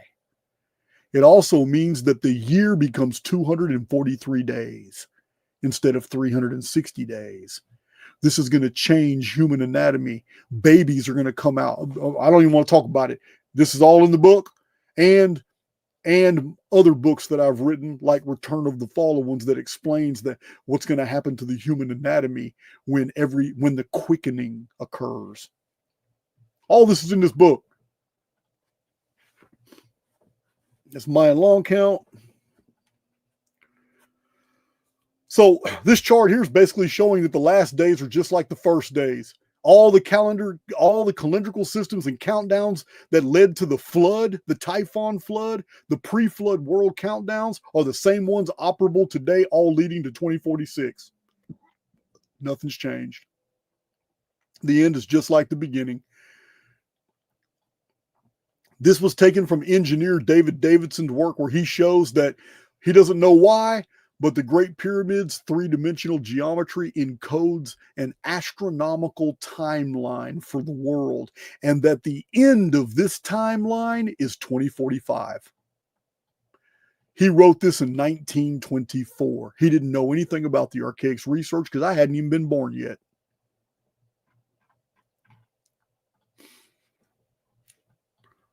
Here's the cursed Earth system. Again, there's so many different ways of looking at the same thing.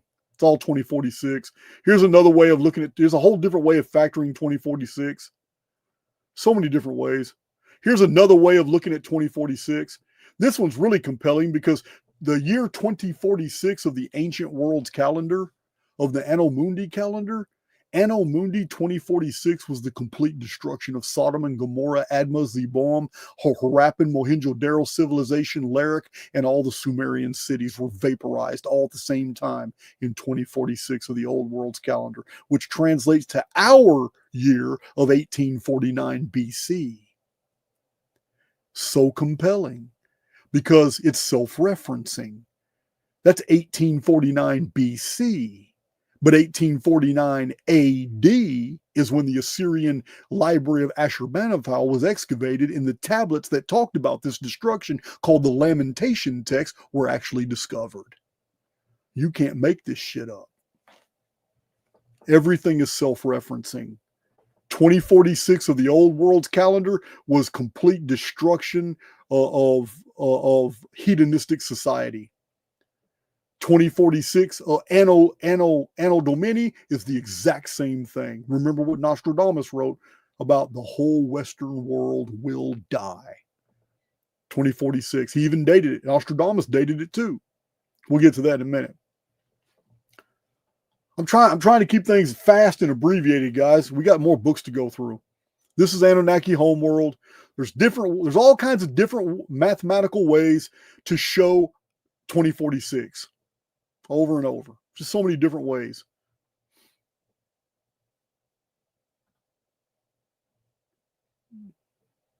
This is a doomsday glyph. This is all explained in the book. I'm just trying to get through it. Here's when time is condensed. Right there. 2046. You see 2046 right here in the middle. That's when 1/3 of the end is removed, and it specifically says that unless those days be shortened, no flesh shall live. So it's like an act of mercy that time collapses, and it reduces the last 60 years to 40 years. This is Stonehenge. It's ancient chronotexture. This is explaining the measurements of Stonehenge. What Stonehenge really meant, ancient calendrical systems attached to Stonehenge. You guys have heard of the Ner. You know the importance of 120 as the foundation number. You already know 666 is Debir. This is all in my published books. Debir means the most holy or the most sacred place. Here's the Sumerian Arab. 5-pointed star forms 10 angles of 108 degrees for the number 1080. 1080 Annus Mundi was 2815 BC when the Great Pyramid was built. This is a two-dimensional form. If rendered into 3 dimensions, becomes a pyramid. Right there. This is all in the book too. Whole bunch of stuff about Stonehenge. Also agroglyphs. One single mathematical formula is used to decode all these crop circles. These crop circles are calendrical messages. These crop circles are plotting time and space. It's amazing. All this was what is it? It's 2025. So 2015 was 10 years ago. 15. So all this research was done 16 or 17 years ago.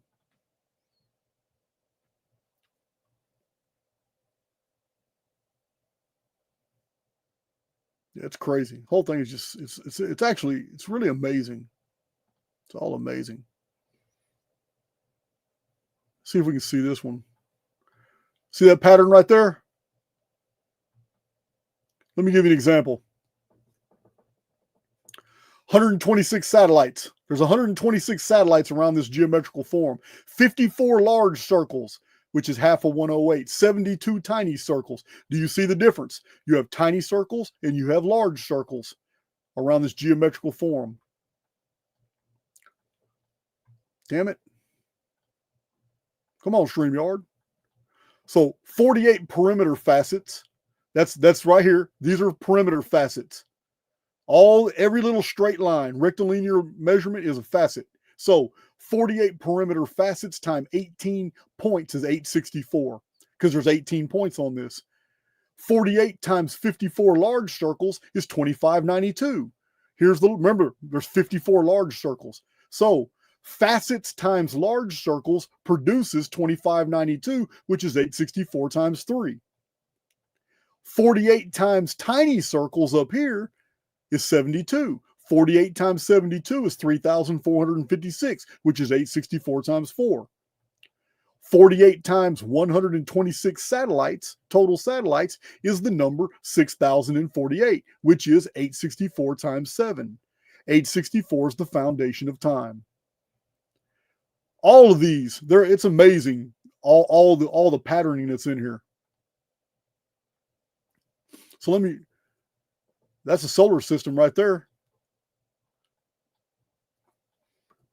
What's interesting about this is the researchers who decoded this said that it's very unusual because it shows the asteroid belt. It shows the asteroid belt as an empty throne.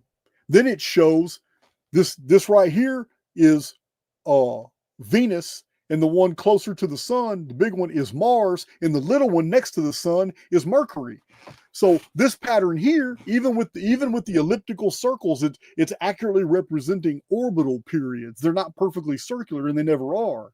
So you have Mercury closer to the sun in the second belt. If you see, pay attention. The second one, the big one right here, is Venus because that's the second orbital belt. Mars right here is in the fourth orbital belt, exactly where it's at, leaving Earth gone. Earth is no longer in this solar system. Remember, I tell you guys, Earth moves. Our world in the sky sim, our world moves from the Nemesis X ecliptic to Sol ecliptic. We go back and forth, back and forth. Remember the song Parthenogenesis? Parthenogenesis, Black Nemesis. Everybody's waiting till the dead come home. Man, I love that song. Yeah, man. There's Mercury, there's Venus, there's Mars, there's the asteroid belt. Earth is not here because Earth is now on the Nemesis ecliptic. This is what happens in 2046. Earth moves to the Nemesis ecliptic. I'll show you in a chart here in a minute. So these crop circles are all messages. Here's Hackpin Hill, Wiltshire, 1997. Let me show you how simple this is. Crop formation is composed of 13 pyramids. You count 13 pyramids here. 12 perimeter pyramids on a large pyramid. This is 33 large circles. Then you have 62 tiny circles. It's real easy formula. 33 times 62 is 2046. So 13 is a reference to the collapse of time. It's when the Mayan long count, 13 Bactans, is complete. What happens? The collapse of the 13 heavens. What else happens? The opening of the 13 hells. You can't make this shit up. It's all self-referencing. So that's Anunnaki homeworld. I should have been showing you guys this a long time ago. I get carried away with my videos and I forget about all the, and I'm barely scratching the surface, guys. These books are packed with data like this. I just went through them fast to figure out what I was going to show you for this presentation. But there is no way in 2 hours I can show you what took 20 years to put together. So these books are they're just packed with all these synchronicities. There's no way I can show them all in one video. That is Anunnaki Homeworld, and it was published before 2012 because I have all the data showing that the Mayan long count did not end at 2046. In 2012. Yeah, you'd be real surprised how many people are out there in the field, content creators, popular people too, who were on that 2012 bandwagon and then got real quiet when 2012 was over with, and they just moved on to the next psyop, like Atlantis, like Graham Hancock. Yeah, it's crazy. Be real surprised. Some content creators have even rebranded themselves since then because they were just really shilling that 2012 shit. You know it. All right, so that's my first 3 published books. So let's look at my next published book. That's going to be Nostradamus and the Planets of Apocalypse. Again, my publisher does not like to waste space. He's going to put that stuff in there. He's going to make sure that there is plenty of data on every single page. A lot of Nostradamus's quatrains in here. Many things that just blow your mind. So the story behind this book is very by the time 2013 came around, I never stopped researching Phoenix material. Now that I knew what I was looking for, I was finding it everywhere. So I had to go back through thousands of pages of notes to find all this stuff. And I put this book together and told my publisher, hey, when the sun darkens, only scratches the surface. I have way more Phoenix data now if you want to see it. So I sent him the manuscript and he published it instantly. That's what this was. Nostradamus and the Planets of Apocalypse. Let's share that real quick. If there's anything, I don't remember what I... Somebody mentioned my little deal back here, my scent humidifier. Somebody mentioned this the other day. I just want to tell you, don't worry about it. I know you're worried about these old books. I've got some 300 and 400-year-old books in the studio. Don't worry about it because my dehumidifier, this right here is only about 160 square foot studio. It's not very big. But my dehumidifier is residential and it's for 1,000 square feet. So my dehumidifier dries this room out like you wouldn't believe. I have to turn it off every day because it's so dry. It affects my voice. Yeah. Yeah, my dehumidifier is for a much larger room than this little bitty room here. All right. Let's go with. So here is Nostradamus and the Planets of Apocalypse. Archive 1, Introduction to Calendrical Isometrics. I give several examples that cannot be denied. Amazing examples about 9/11 and about 1054, about the fall of Jerusalem. I give historical examples showing the equidistant featuring the palindromic sequencing of world history. And then I go deep into all the ancient writers, all the way up to modern physicists who claim that our reality is structured mathematically.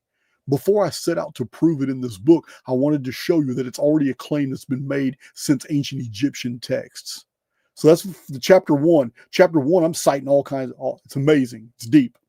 So chapter 2, Planet Phoenix, Keeper of the Calendar. This is so compelling. So this chapter was necessary because it's all new data on the Phoenix that was not in, it was not in When the Sun Darkens.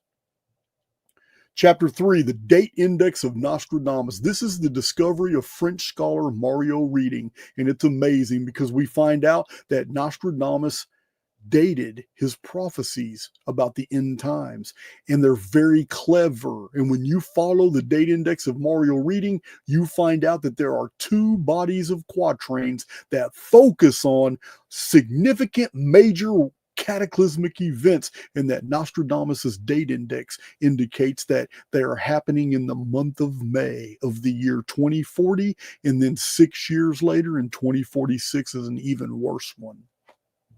Can't make this up.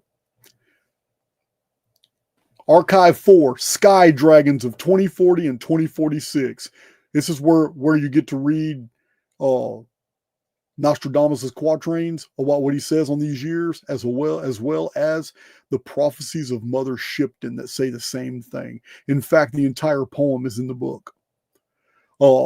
Archive 5, isometric projections of 2040, and Archive 6 is isometric projections of 2046. The reason they're isometric projections is because the structuring of time space is architectural. Matter of fact, we can show it. So here's this is just parts of the book, the text, quatrains of Nostradamus. Like I said, we do not have time to go into this. We have gone into Nostradamus many times. I have covered all the Nostradamus stuff on YouTube. Now, I haven't covered everything in this book here, but I have covered Nostradamus on YouTube. Here is the Yorkshire prophecy. Very, very compelling. I had to do a full commentary on it. I have a whole chapter on it, breaking it down, because I had to remove the forged material to show you what the original writing was. Because people have added to it to make it look like she predicted very specific shit in the 1800s and 1900s. It's not true. Her poem was about the last days and the return of two sky dragons. So you guys have seen that. So many examples of isometric projections for 2040 and 2046, showing how the system works, showing how time space is palindromic. Absolutely. So that covers book 4. Let's go to my 5th published book. Let's see. So my 5th published book is Giants on Ancient Earth. This is a book tree reprint. This just came out as a book tree reprint. It was originally on Amazon. It wasn't published by my publisher, but it's a big book. This one's a big book. It's let's see, it's 220 pages, and here's the print. This is what it looks like. This is a much bigger book, but I didn't want to write. There's so many people writing books on the Nephilim and books on giants. I did not want to copy them. So I only spent the first chapter on giant humans, artifacts, ancient records of excavations of giants, like from the Roman and Greek times, early Goth, Visigoth, the French, the early Germans, what they found, giant tombs and stuff like that. Chapter 1 covered that. Then I went into depth on all these old and ancient traditions and how the common denominator in the oldest writings in the world are titans and giants. So let's look at the this is it right here. Here are the chapters, just to show you what's in this book. I know some of you in the chat have read this book as well. So here's some discoveries of note. I just didn't spend a lot of time. Just one chapter with some really unique ones. And then origin of Nephilim theory. I just lay it all out. I go deep into the Hebrew and Aramaic and the Greek. I use lexicons and concordances, and I analyze the origin of Nephilim theory all the way down to its lowest common denominator, citing almost every single instant in the Bible where we found Nephilim-related peoples. So this is origin of Nephilim theory, and I cite many texts that are outside the Bible as well. Origin. We have antediluvian giants in the flood, post-diluvian giants. We have giants in the promised land, the conquest of Canaan, and the last Bible giants. This is a really interesting one because there's a lot people don't know about when the age of the giants was waning. There are still several giants mentioned in later biblical texts. So, giants in ancient Egypt, the giant of Babylon, the giant wars, Albion, Isle of the Giants, epics of the giants. This is a full catalog of all the ancient epics, records, traditions, and stuff concerned that the common denominator is giants. Relics of the gods, the bones of giants, and birth of the great lie. Epilogue, as in the days of Noah. So, if you're into Nephilim studies and all that, and giants, well, there you go. There you go. We're moving right along. We are on book 6, my 6th published book. This is the one most of you don't have because it's not sold by Booktree. He's going to get around to it, but yeah, he's going to get around to it, but he hasn't got to this one yet. This is a big book right here. This is Shocking Secrets of Antiquity, Racial Wars of the Bronze Age, Unusual Artifacts, Technolithic Engineering, and the Two Cataclysms That Buried History. 400 pages of amazing data citing 247 books and reports. Yeah, my publisher will get to this one. He just ain't got to it yet. Yeah, it's pretty big.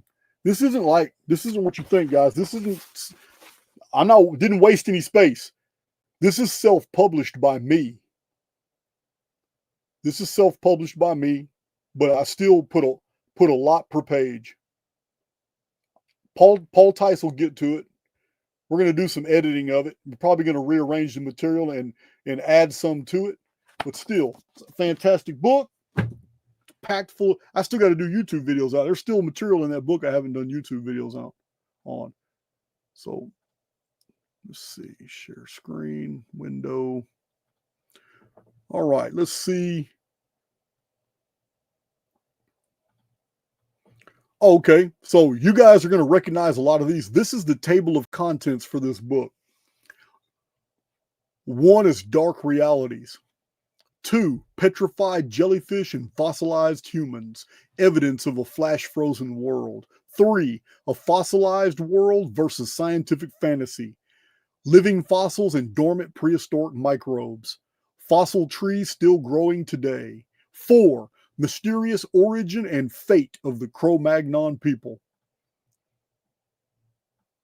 5, The Anunnaki Homeworld Nibiru and the Once Inhabited World, the Moon. The home world of the Anunnaki, Nibiru. 6, Pre-flood memories of a prior creation. This is interesting, guys. We have a lot of traditions and myths about a pre-flood world, but this chapter here is about memories from the world before the flood of a previous creation that was destroyed. All right. 7, pre-flood races shocked by first appearance of Caucasians. Bearded sons of the gods. Racial conflict became new control protocol of Anunnaki. 8, Adamu. Pre-Caucasian humans and Anunnaki designer DNA campaign before the flood. 9, a flood before Noah's. Enoch and the Gihon flood, 3439 BC. The fallen ones came from somewhere else. The 432,000 days, 1,200 years from 3439 BC, descent of the Watchers to the Great Flood, 2239 BC. 10, pre-flood calendars, the goddess and the 7 Anunnaki kings. 11, before the flood, a Caucasian civil war. 12, the 10 kings of Atlantis, of the pre-flood world and prophecy. 13, Annus Mundi calendar, Abraham and the secret records of the Great Pyramid. Abram in Giza in Egypt. And look at this table of contents. The Great Pyramid measured in Phoenix orbits. 14. The Giza Deception and Sphinx Enigma, architectural misdirection. 15. The Great Pyramid's 4,900-year-old secret. 3 temples in Egypt date from before the flood.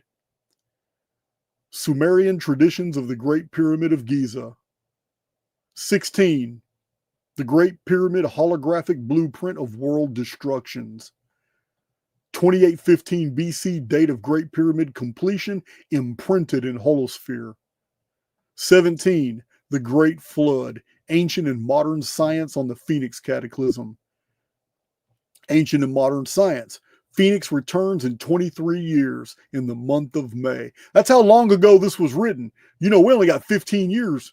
We've got less than 15 years left till May of 2040. This was written, we had 23 years left. 18. Mysteries of Easter Island and the Flood of Ogyges, 1687 BC. 19. From Thales of Greece to the Olmecs of ancient America, Phoenix disasters. From Thales to the Dead Sea Scrolls. 20. How Jesus stole the Phoenix. Danaan invaders predict darkening of the sun, 1135 BC. It's a big table of contents. We're still going. 21. The Moses epic, a Jewish invention by Ezra, The Great Deceit, Part 1. 22. Ezra's false scriptures and the serpent code in the Old Testament. That's The Great Deceit, Part 2. The Great Deceit, Part 3 is Yahweh, the God of murder. 24. The giants on ancient earth and the origin of Nephilim theory. Origin of Nephilim theory, daughters of men. Epics of the giants. 26. Trojan exiles of Albion, Isle of the giants. 27. The Zodiac, an ancient cataclysmic impact recorder. Pole shift and obliquity. 28. Anunnaki historical epics and gamma ray bursts of Nibiru. Remember the research of Paul LaViolette that showed the chart of the gamma ray bursts, and then I overlaid the chronology of the Nemesis X object, and they interlock. So the Nemesis X object, which creates a convergence field between our world and Nemesis X, actually saturates our world with gamma radiation, and physicist Paul LaViolette recorded those dates, and they're perfectly in line with Nemesis X object appearances. You can't make this shit up. All right. Anunnaki orbital chronology. Out of the deep. Anunnaki overlords. 29. 600-year epics of the Anunnaki chronology to 1962. Chapter 30. 1962. The final year of the Anunnaki neurochronology. Chapter 31. How to predict the future. Intro to calendrical isometrics. That's it. It's a big book. It's a real big book. We're not done. I appreciate you guys hanging with me on this Saturday evening. Or Sunday evening. I'm sorry. I'm so discombobulated. Let's get to my 7th published book. See what it's about. That's this big old book here. It's pretty thick. Return of the Fallen Ones. Nephilim Histories, the Antediluvian World, Anunnaki Chronology, and the Coming Cataclysm. You know what's crazy? You know what's really baffling? When I was putting all this material together, 2016, 2017, 2018, I'm all over Billy Carson's Anunnaki Facebook pages, and I'm trying to give people the business. I'm trying to freely give all this data out, all this information. Billy Carson years ago could have just took my data and ran with it as his own. Oh man, instead he blocked me from all his groups. Now look at him. Look at silly Carson now. Archaix is on the rise. I'm just getting started. Yeah. but I tried to freely give all my stuff to him. He got mad, man, when I would try to correct his shard dating and try to, I mean, he just blocked me. He had over 20 groups on Facebook, all promoting Anunnaki and ancient aliens and all this shit. And I just slowly got blocked from every single group. And yeah, his mods would be looking out for me, man, popping up, and people in people that followed him would be so triggered because it's new information. It totally counters what they're saying, but they wouldn't process the data. Instead, they would just go on the attack. Yeah, man. That's why I started the Archaix Facebook group. I didn't have a Facebook group. I was just visiting other people's and trying to upload on my tablet, trying to give them charts and research I did in prison. I had no idea that I was going to be going in this direction. Yeah, man. I'm kind of glad it happened that way. But man, you know what? The dude really did everything to himself. Did it all to himself. I have a wealth of material he could have benefited from, but instead he wanted to push those shill narratives. It's a big book, and there's a lot of information per page. Yeah, guys, it's huge. The whole middle of the book is charts. It's a big book.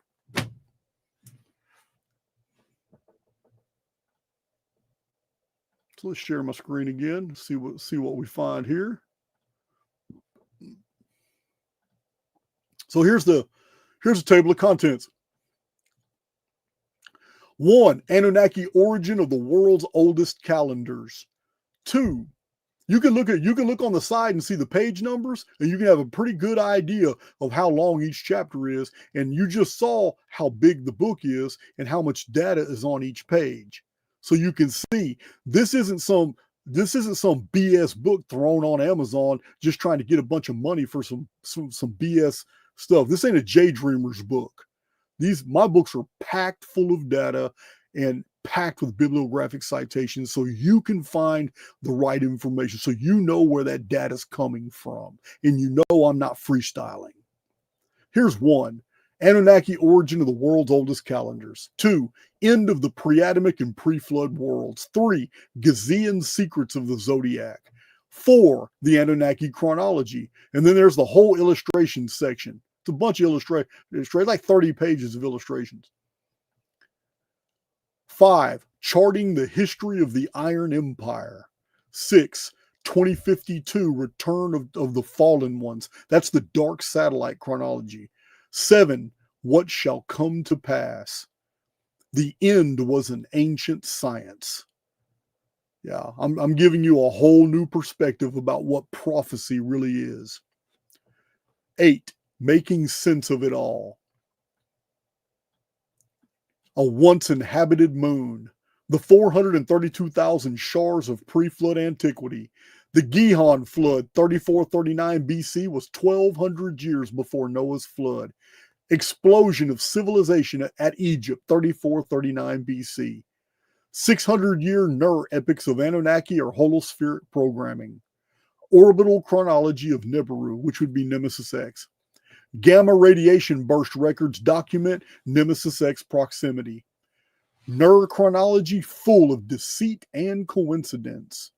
End of the Anunnaki Ner Great Year chronology. And then in closing, trigons, signs and opposition, all that. Oh, okay. I took some pictures of the pages. So what do we got here? What is all this? My camera's badass. Let's see. Oh, so this is the Sumerian king list. 5 cities were they. Here it is. 5 cities were they. Oh, man. Why you do that to me? There we go. Come on, StreamYard. So 5 cities were they. 8 kings reigned their 240,000 shars. It's supposed to say 241,200 shars. Then the flood swept over. After the flood had swept over, when kingship was lowered from heaven, kingship was in Kish. There it is right there, 241,200.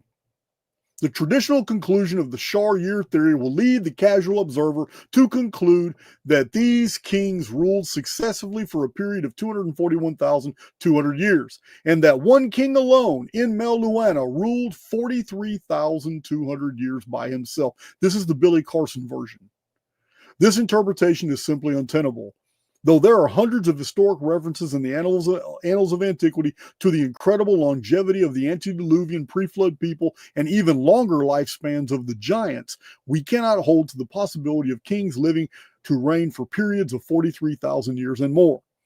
So I'm going through here and then I'm explaining. You guys already know, you're veterans. Most of y'all are veterans here. I'm going through here and I'm explaining how they made that calendrical error. And that 241,200 years, the word year is not in the Sumerian text. It's Shar. And Shar is just a unit of measurement. It's 241,200 turnings of the stars, which means it's only 670 years. 8 kings ruled for 670 years. Very easy.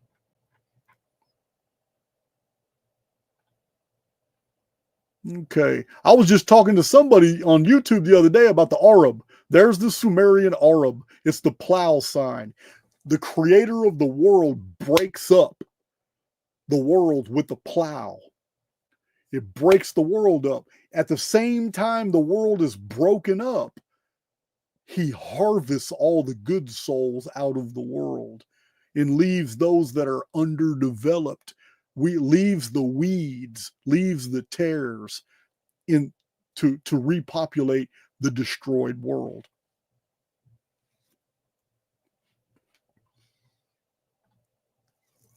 Okay, a lot of charts. We don't have time to go through all this. You got Archaix is about the charts. All these are pen and ink, hand drawn in prison. This is all in this book, Return of the Fallen Ones. It's a whole chart section in the middle. It's pre-flood world chart.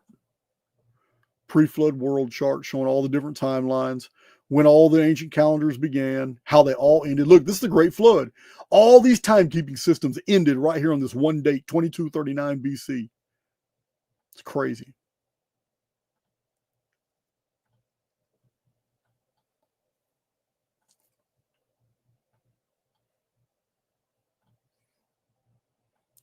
Pamela, so many charts, y'all, so little time.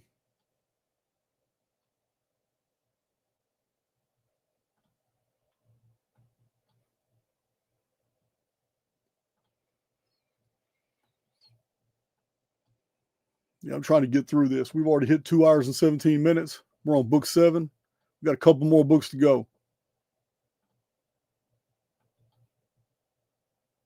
All these charts. So I have chart packs. There's links below. I have one that's 337 Archaix charts. I think it's like $12. It's a whole download of PDFs. If you're really into charts, if you really want.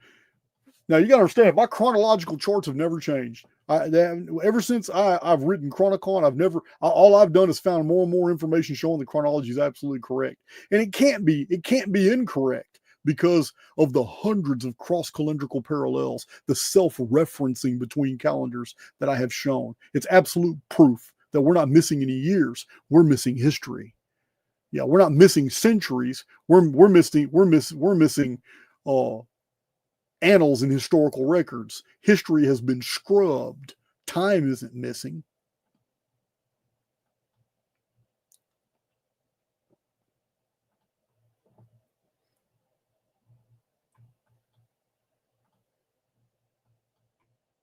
Here's another one, goes to 2046. All kinds of different ways to get to the same year, 2046.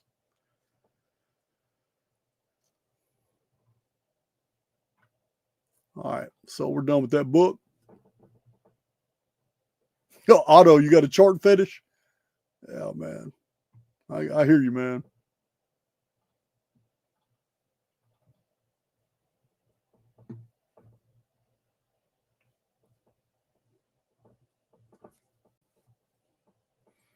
All right, so we're going to get to, real quick, the next book. I know most of you know this book. Most of you know this book. Awaken the Immortal Within. Right here. I know most of you know this book. It's my best-selling book. Small one, too. I don't need to move this spoon. It's driving me crazy. All right.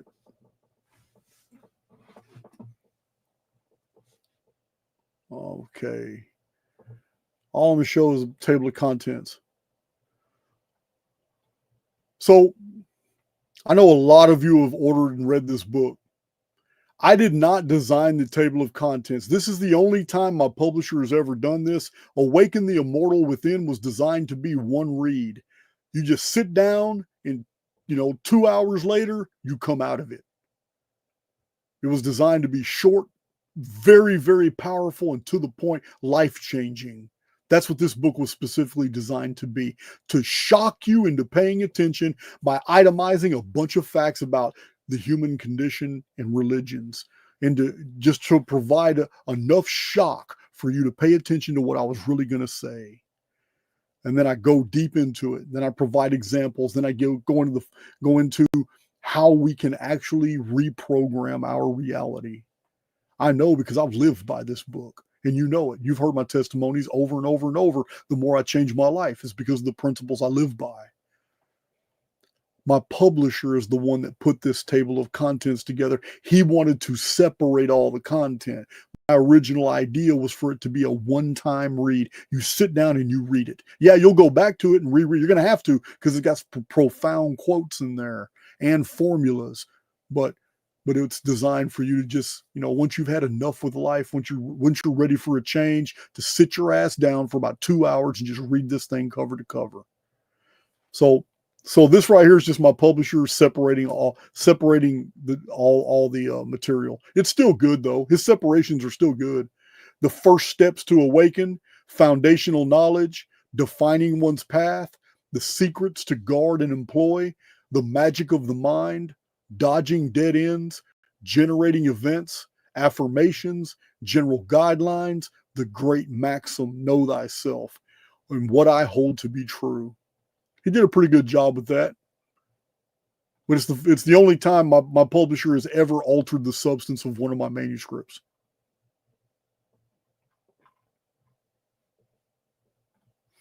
Now, some of you are going to be excited to know that Paul Tice is coming on the channel in less than 2 weeks. He just wanted to wait. He wanted to wait until this book was published because he's done editing and he's already submitted it to the printer. He's just waiting for them to print. It might have already been printed up, but that's Awaken the Immortal Within. But I wrote another book that's 3 times bigger. My publisher also said it's 3 times better. And I'll take his word for it. But he said Awaken the Immortal Within was good. He says, but your Empower the Immortal Within is way better. Let me show it to you real quick. This book gets published within a week or two. A week or two from now, I messed up again. Let me remove that. A week or two from now, you guys will have this paperback.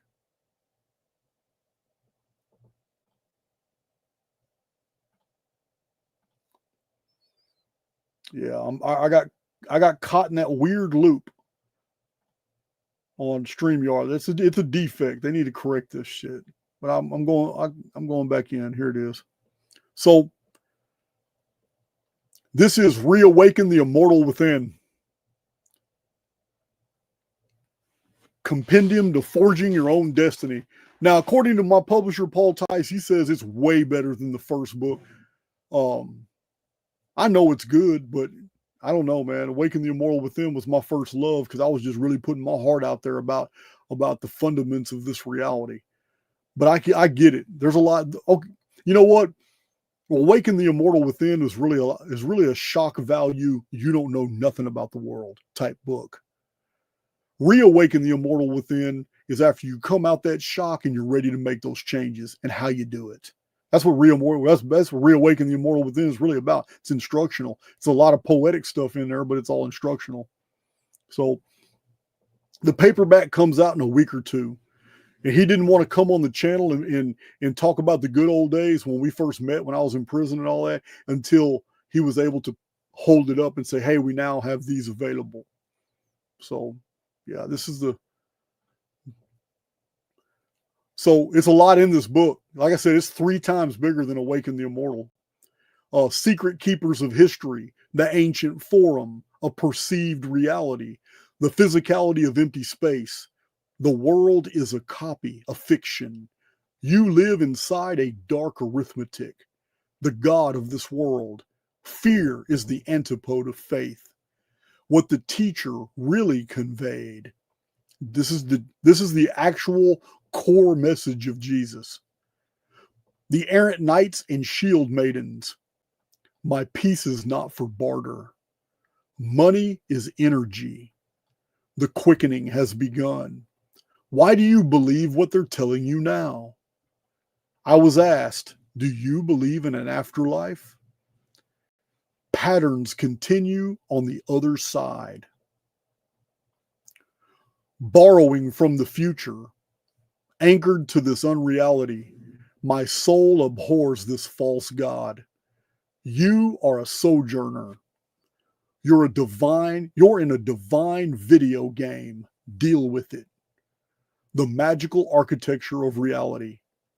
There is a wizard within you. Co-creator relationship. Co-creators weave fictions into facts. Method of the co-creator. Through dark waters, lost by strange fire. The real universe is going to surprise us all. Mirror of the divine. The awakened immortal has broken free, creating your reality beyond limitations of time. Power in breaking pattern. Loki laughed at me. Who you are.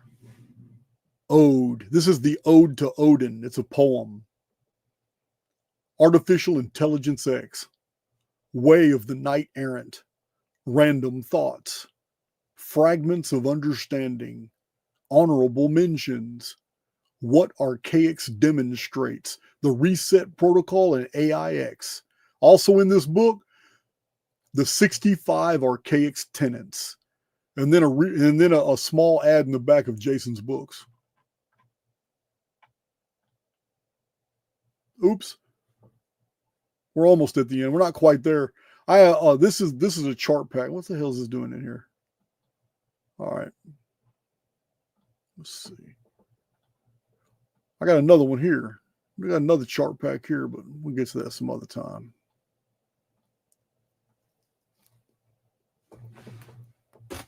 So this is Chronicon. This is pre-flood world. This is Chronicon 1. Chronicon's going to end up being about 4 books. It's 1,055 pages. It too is packed. It's packed full of data. It's got a lot of stuff in it. Real detailed chronological records all the way through. Gives the date and what year it was on ancient timekeeping and calendrical systems. Countdowns forward and backward in time. Yeah, this book actually shows the self-referencing all between all the ancient calendars of the world, showing it's all one system. We know we have the chronology right. The 138-year patterning of the Phoenix chronology absolutely perfectly verifies the ancient Anno Mundi system, which verifies the forward-backward feature of the AD-BC system. It's all a computer program that we're living in. It's all self-referencing. It's decoded in this book.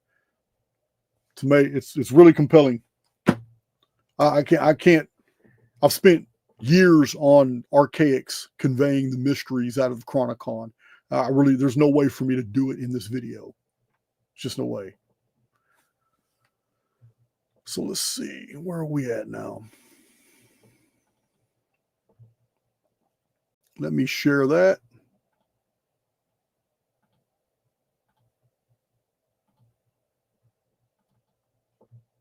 All righty then. Doop.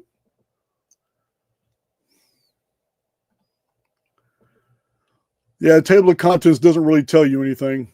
Just shows you the dates for the individual deals. Here's an idea. You can see that this is the size of the font per page. And this will give you an idea. This is just one section in Chronicon. Look at the bibliography. Look how many books had to be read and analyzed and data mined in order to put together one section of Chronicon. You'll find these all throughout Chronicon, all the source materials.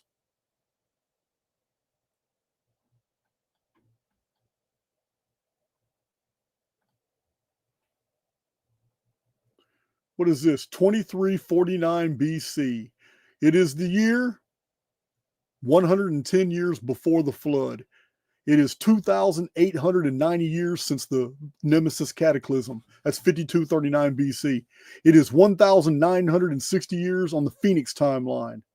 It's 1,690 years since the appearance of the moon. It's the year 490 of the Anunnaki dynasty. This is the 7 kings of the Anunnaki. That's 70 times 7 Anunnaki dynastic year. All right, and it's 466 Anno Pyramid.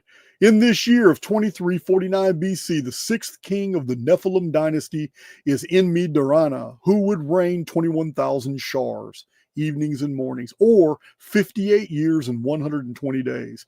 This ends the Larak dynasty that lasted 80 years and begins the Sapar dynasty. Sapar is a metropolis and center of learning and science, housing a famous pre-flood library that later Sumerians, after the flood, would excavate. It is from these records that Noah retrieves the writings he is instructed to preserve. This is the type of stuff you find in Chronicon. A lot of calendrical corrections, correcting the mistakes of Zechariah Sitchin in the Shar counts. But yeah, it's still a flow. It's a story. You're reading the chronological annals and histories of the world, and it's a narrative. But breaking the narrative up are serious archaeological, anthropological, and calendrical things that are being revealed to you that support the narrative. So that's all. Those are my 9 published books. My 10th published book is about to come out. I just showed it to you, Empower the Immortal Within. Within a week or two, that'll be my 10th published book. But I got rid of 5 fantasy books that I had published. You guys know about that. Also, Chronicon was originally 5 books. I showed that to you earlier too. The pre-flood world, post-flood antiquity, classical antiquity, the dark and middle ages, and modern history. Chronicon was originally 5 books. So, also I have 5 unpublished books that we started this video out. So altogether, I've written over 20 books. I've got because Chronicon's been restructured. I don't know. I guess Chronicon makes book 9. Before the flood, 9. So Empower the Immortal Within is 10. I got 5 unpublished. So I still have 15 books, but Chronicon's going to come out in 3 more. It's going to take 3 more editions to get the whole 1,055 pages out. So altogether, we're looking at 5, that's 10, that's 15, 19 books. By the time Paul Tice is done with Chronicon, I will have 19 books, my 19 books written, but 5 of them are unpublished. I'm just going to data mine them. I don't think I'm ever going to publish them. It's going to data mine them and write new books in the future. So everything you saw in this video is in the description box. You're not going to see it by title. You're not going to see Awaken the Immortal Within, or you're not going to see Shocking Secrets of Antiquity, but you're going to see the Shopify link. And you're going to see for Jason's published books, hit this link. For Jason's unpublished books, hit this link. For Jason's charts, hit these links. So that's what you'll see. Now, Chronicon is separate because a lot of people don't want to wait for all the published books to come out. So if you want the whole 1,055 page Chronicon on PDF instead of published, if you don't want to wait a few years for all, you can order it. It's 1,055 pages. Chronicon, just like I showed you on the screen, but it also comes with almost 400 chronological charts. It's a single download, but But yeah, that's my presentation, guys. Man, I kept it under 3 hours. I needed to get through this to show you the vast body of research that is revealed in Archaix was all done before I started this YouTube channel 6 years ago. Now, granted, as I've been doing more and more presentations, I make more and more discoveries, and I do newer and newer videos. That's because I never stop researching. But as you can see from the material that I revealed today, the fundamentals of Archaix research have never changed. They won't change. Once you have the chronology down pat, it's all self-referencing.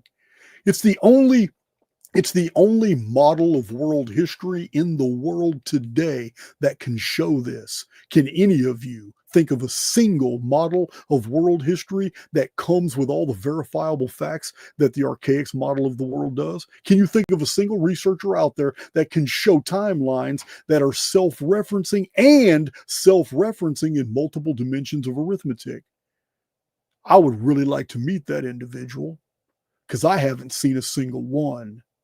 So this is why this video was important. You need to understand, I've been on YouTube 6 years, but none of the information really changes. Our ideas about the whys of the information can always be modified with new data. I'm going through that now with my cornerstone research. I'm now really starting to realize, damn, man, I'm now seeing, man, everything is evil and nefarious. Even the things that we accept to be like holy and divine. Yeah, everything in this construct is exactly the opposite of what it should be.